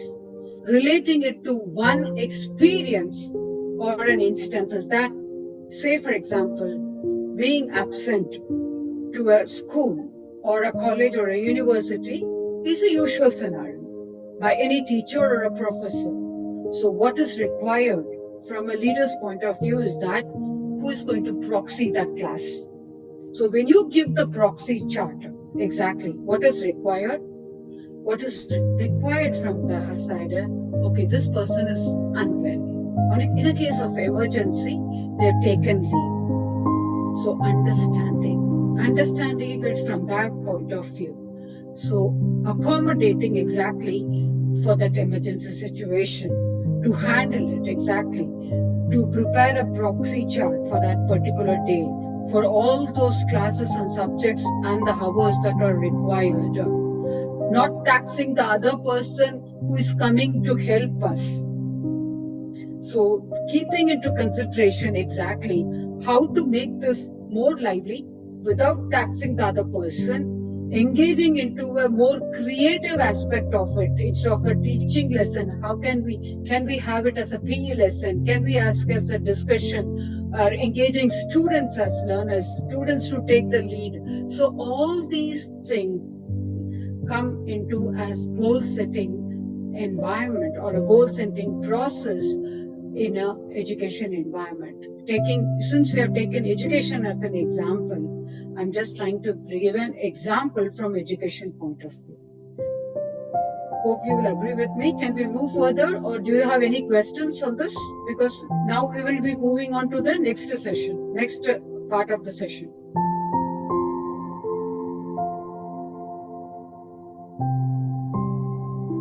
Okay. So what is required is the effective leadership is putting first things first, prioritize. That is what is important. Effective management is discipline of carrying it out. As I told you, direction. There is a difference between giving directions and giving direction.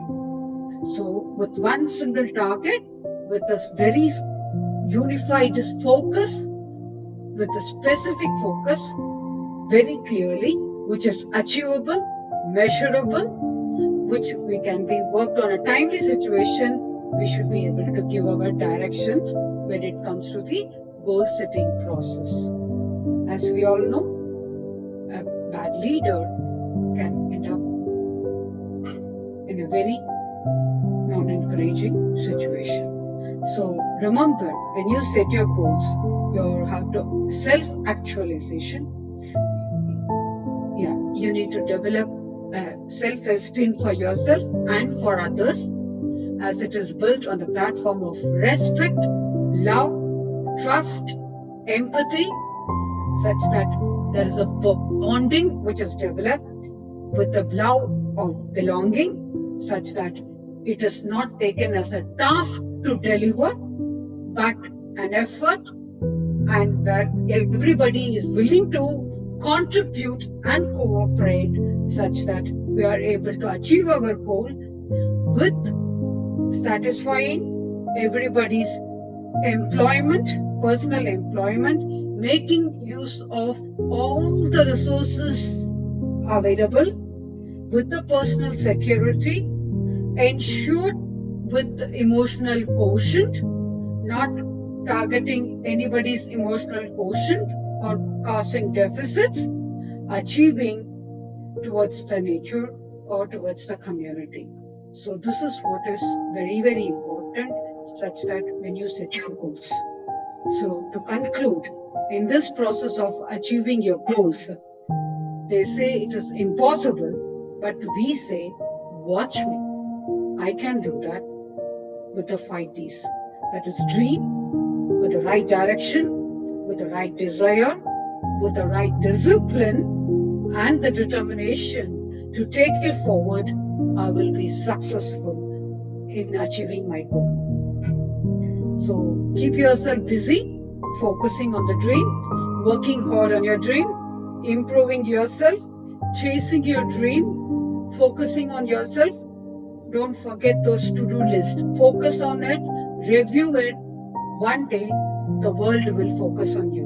With the 5P rule, push yourself when everyone doubts you, pick yourself when you fall down, promise yourself saying that you will never give up, prove yourself to others such that you are definitely worthy being of that choice, and you are not an option, but you are the only option. Prove yourself right. Be proud of what you are and what you have achieved. Walk alone with the hardest walk, with the hardest walk that you have made. Make you strong, confident, independent, and fearless. Because the sun is alone, and eagles fly alone, lions move alone, because they are powerful. So give yourself that time with the 6 packs. Take time. Growing in a YouTube channel or a business time or learning the skill takes time. So give yourself that time to achieve that particular skill in you, but move forward. Don't forget, you can start at 30, fail at 35. Never mind. Start again at 36. Get better. Be different than everyone else. Go after the wrong business. Find your lane. Find your right businesses. Start again at 40 and succeed as long as you don't quit. So that is what is required. So all these things, as we have seen yesterday, will come from growth mindset. I'm not going to go in detail with that because we have dealt with that yesterday, or it requires another session which we'll think about. So, be a change maker, empower the change, because what you cannot do with these 5 fingers, others will not be able to do it. Be a very good team player, such that you are in the team, such that when it's not that you're setting your goals and you relax and you sit back and relax saying that now I set your goals, go do it. Then how will we be able to review the process? So that is what is required. Be a team player, be with them, help them cross the hurdles in a more easiest way, understanding the other person's shortcomings, strength and shortcomings, such that you will be able to make use of the resources that are available with you in every possible way, in a more pragmatic way, such that finally you have achieved what? Not your goal, the team goal, as a team player. With the focus, with the grit and the determination. Don't ever focus on the trivialities or the distractions. It's going to waste your precious time. If you feel that there are trivialities which are involved in the process, there are certain distractions which are going to come your way, never pay heed to them. Just have a look at them. But of course, we need to have a watchful eye on them, but definitely your focus on towards your target that you are going to achieve. And don't forget to master the state of art. This is how the acts. Say, for example, hope everybody will know the story of the woodcutter, the 2 woodcutters who were assigned the task of cutting the trees. There were 2 friends who were cutting trees. So what happened? Each day, the one who had a very good axe used to cut about 50 trees. The other person was not able to cut maybe around 10 trees in a day till the end of the day.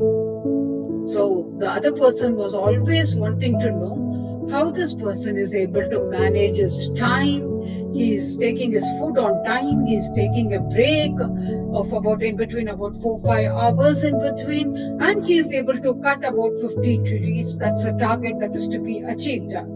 So what is lacking in me? I'm so hardworking. I'm putting all my effort, working for all day, and I'm able to cut only the half of what he's doing.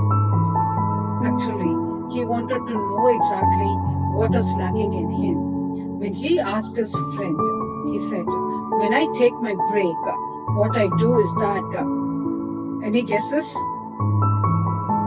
I go and sharpen my axe. Exactly. So that's what is required. So whenever you get time, Review your inner focus. Go work on street 3. Recoup yourself. Develop that, imbibe that particular skill. Go sharpen your axe every now and then, such that you come back and you are able to cut 50 more trees with no ease, with no difficulty. So don't forget to master the state of art. Review, evaluate, to refurbish, regenerate, rejuvenate, to come back with the force to achieve your goal. That is what is very important in the process of goal making. So in that case, that is for inner focus. When you work in a team, what is required as a leader, you should know exactly when you take your team for evaluation, you should know thy neighbor very clearly. This is the person I'm working with. I know the shortcomings of the person, but I know the merits of that person as well. This person has a potential and the competency to achieve this better, such that you will be able to disseminate the task and the duties very categorically, exactly what they are able to do. And you will be able to make the optimum use of the resources that are available to you, and in the process of achieving your goal. So moving further, when you work in a team or a group, goal setting is very, very important and are concerned with the individual accountability and with mutual accountability. When you work in groups, it works with individual accountability. That means each person is accountable. When you work in teams, it demands mutual accountability of each and every individual who is involved in that team. Come together and share information and perspectives. And frequently when you work in your team, this happens in the form of discussion, decision making, and problem solving scenarios with the meetings. And when you work in groups, when you set on your individual groups, we need to focus on team goals as well. Produce individual work products, produce work products as well. So how to go about it in a group scenario or in a corporate scenario? So the goal setting process in a corporate scenario involves the teams go through various stages as they work. First is orientation. When you work in a team, don't ever neglect this. The first step is that the process of orientation, where this team is going to perform this task. This task will be in this steps. Show them step-by-step process very clearly. When these step-by-step process will be able to achieve that particular goal. Why do we achieve that particular goal? Moving forward, it will take us to the bigger picture. So this orientation or the induction of getting each and every team member clear of exactly what are their deliverables, what are their expectations, what are their set targets is very, very important on mutual basis. One is what is their expected deliver is set as targets. In other words, you are able to understand the other person, knowing the strength and weaknesses such that you don't assign task to a wrong person. Knowing thy neighbor is also very important in that. So it undergoes various stages, and this orientation is a key thing, the first primitive step in the goal setting. So as we move further, as I told you, this is what is mentioned as participants will not know the various stages. As leaders, we will not know the different processes. So during orientation, each one behavior and characteristics, purpose and goals are unclear, uncertain, tentative, but communication becomes very low, but major few members might dominate. So these are the few things that you can expect during the orientation process. But as a leader, you are supposed to set the goals very clearly. As leaders, you build a common purpose, clarify the roles and responsibilities, provide them direction, provide them opportunities to socialize. Now, during this process, when the goal is not able to achieve, what could be the thing? Resistance. First thing is, you can see people resisting to that. Conflict, competition among people, searching for communication methods to gain glory, to achieve importance, or the struggle over approach or a direction. So in that case, as leaders, how to go about, how to set our goal is that define the areas of agreement. What is being done very clearly.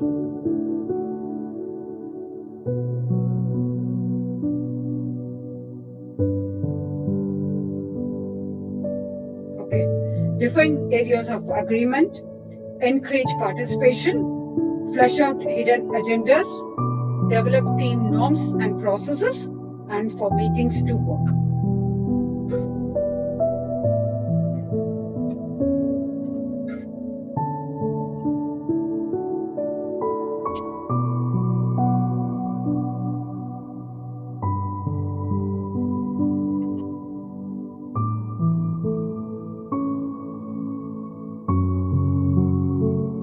Okay. Now, when it comes to the third step of resolution, when we move forward, when the conflicts are resolved, confidence develop with a sense of momentum, members relate interdependently, it lowers the anxiety, and the members are willing to support. So in that case, as leaders, what we may be expected to do, celebrate success, review the goals and process again, set new targets, act as a facilitator and enabler, keeping each and every one accountable, you not taking the responsibility of the accountability on your shoulders, on your own shoulders, make it as a team effort, focus on improving the processes that are involved. So when it comes to the next stage of production, trust becomes the norm. We have developed a trust of working together with high moral and high outputs, self-facilitating, work proactively and for the good purpose of the team. Share leadership, seek performance improvements, evaluating and appraising the whole effort, test for consensus, and assess the results with continuous feedback. So when it comes to that, am I moving forward fast? Please kindly tell me, team, because I need your inputs.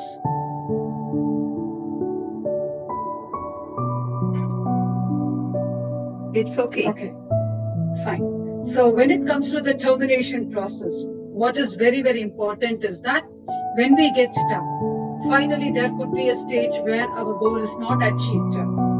So what could we expect from the team is that the completion of roles, retention to interdependency, sadness, mourning, sense of accomplishment lacking. So in that case, as a leader, so what we need to do that, what we need to set our targets for is watch for productivity drop, focus on closing the tasks and documentation, record lessons learned for future projects, and provide opportunity for acknowledgement. So these are the definite characters when you work as a team. As a team, what is meant by team is that everybody will agree with me. Together, everyone achieves more. Have a very clear mission and purpose. Have well-defined goals. have a leverage of diversity of skills and perspectives.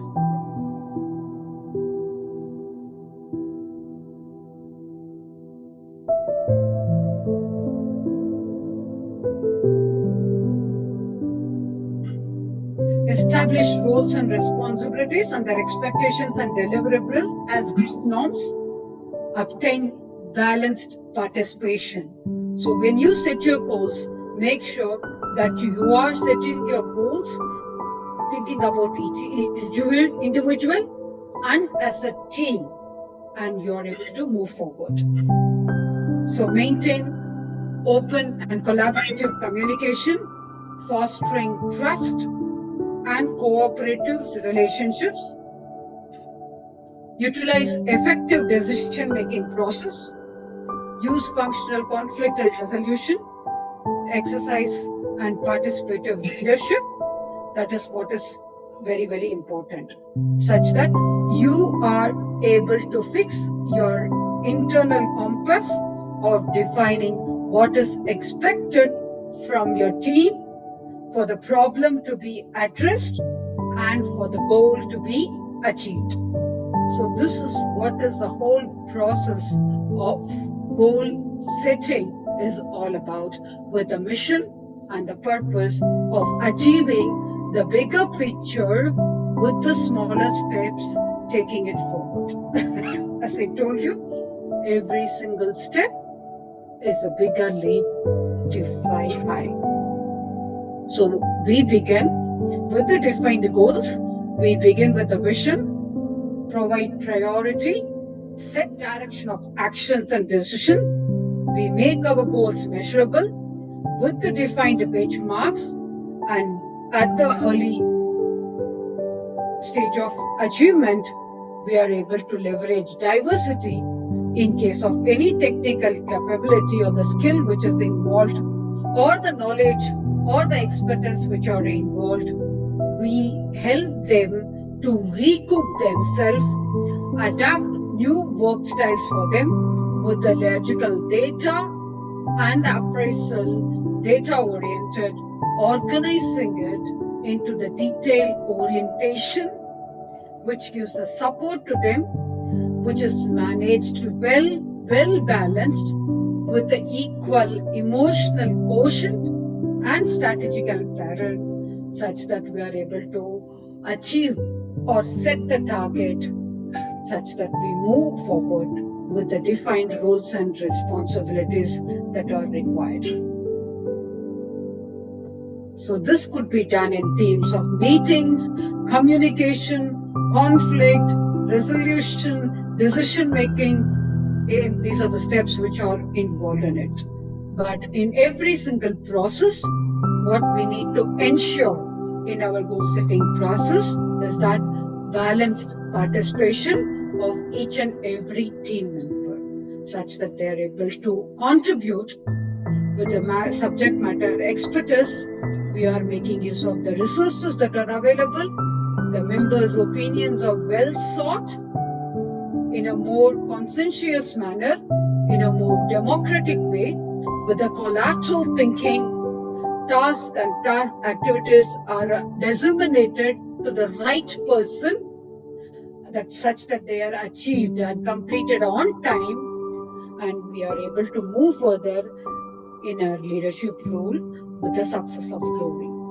So no hidden agendas, no personalization, no emphasis, and seeking consensus.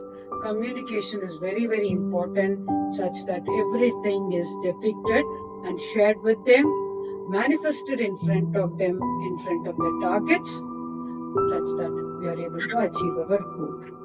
How do we do that? On the platform of respect, respecting everybody, being empathetic, fostering trust for a cooperative relationship with delegated responsibility of the deliverables with the lowest possible, where members will know them personally, no blaming, no glitches, keeping up to the commitments. So that's how the decision-making process to make things happen when it comes to the goal-setting process in a team or in a corporate scenario, that is what is required.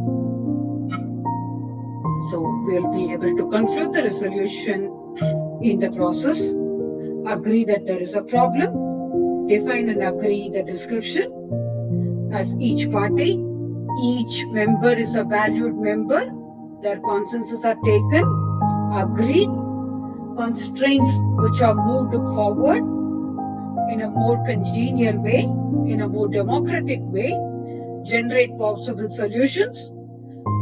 Possible solutions are set as targets moving forward, giving the remedials, evaluating the possible solutions with, don't forget the acts, going back and working on it, the measures, redefining the whole process, regenerating the whole situation, refining the acceptable solution, agree with the acceptable solution such that we keep evolving in the process of whole process.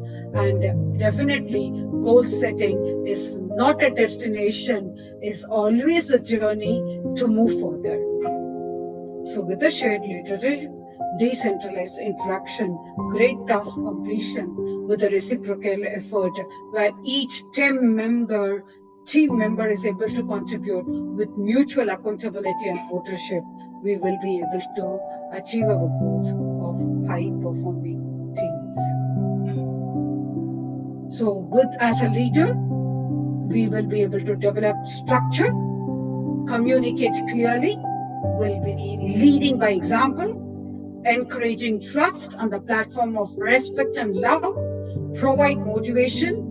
We will be inspiring others such that you become most reliable role model for others to follow you as an example. So you become a facilitator and enabler, setting clear directions, getting out the way, eliminating distraction, clearing away all the politics and the needless talks that are involved, which are definitely not to the purpose.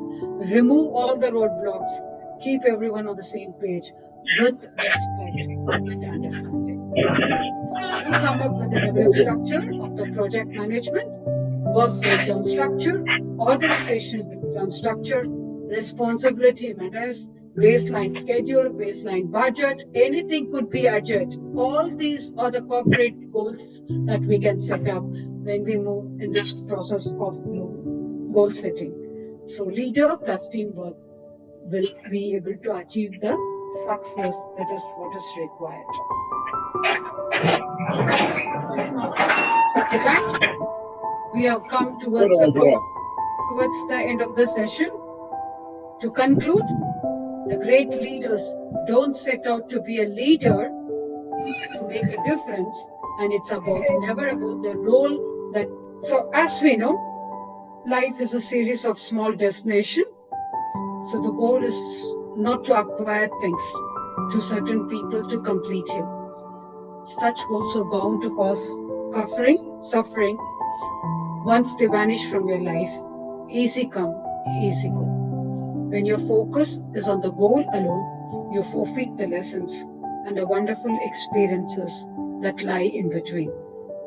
Appreciate and be grateful of this wonderful journey by trusting you have the withdrawal to accomplish any task you set your mind upon once your will and your intention are firmly grounded. So the journey is the essence of where life exists in all her glory. So destiny is not the boundary. It's just the journey that we carry forward, that we move forward. I thoroughly enjoyed being in the session with you.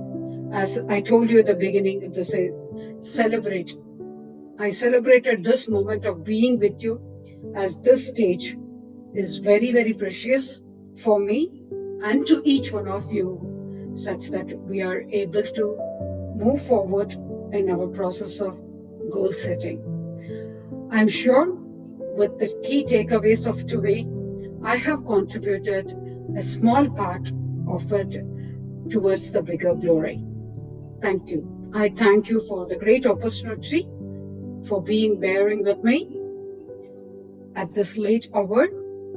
Thanks for being there, for being so wonderful. Thank you. Thank you. You should not be thankful. We are thankful to you for the wonderful session. And really hats off to you after having COP for 3 hours or maybe I think full afternoon. You were on the group discussion zone. No tiredness and enthusiastically you have presented. Hats off to you, Dr. Srividhya. You deserve a round of applause today. Great. Wonderful session. I think very fruitful by both the trainers. Thank you is not enough. Thank you for supporting us, training us, and for your wonderful insights. Anyways, we request all the trainers to be there and trainees also to be there tomorrow. Tomorrow last session, and being the last day, we request each trainee to put in their views, like what will be their role or in the future for being a good trainer, or how they will do it, right? So all are requested to participate tomorrow. Thank you, Professor Charles, our Vice Chancellor. Your support Thank you from very 8 much. o'clock is truly commendable. Thank you, Dr. Charles. Thank you. Thank you. Thank you. Thank you very much. Thank you It was a all. very Thank you, great entire discussion. team. Thank you very so much. Good night. Yeah. Shubhratri. Good night, Take everybody. care. Good night. Thank you very and much. Bye Have a bye. great Good time. night. Bye. Thank you. Goodbye. Thank you. Yeah. See you all tomorrow. Yes. Thank you. Thank you. Thank Thank you. you. Thank you. Good day.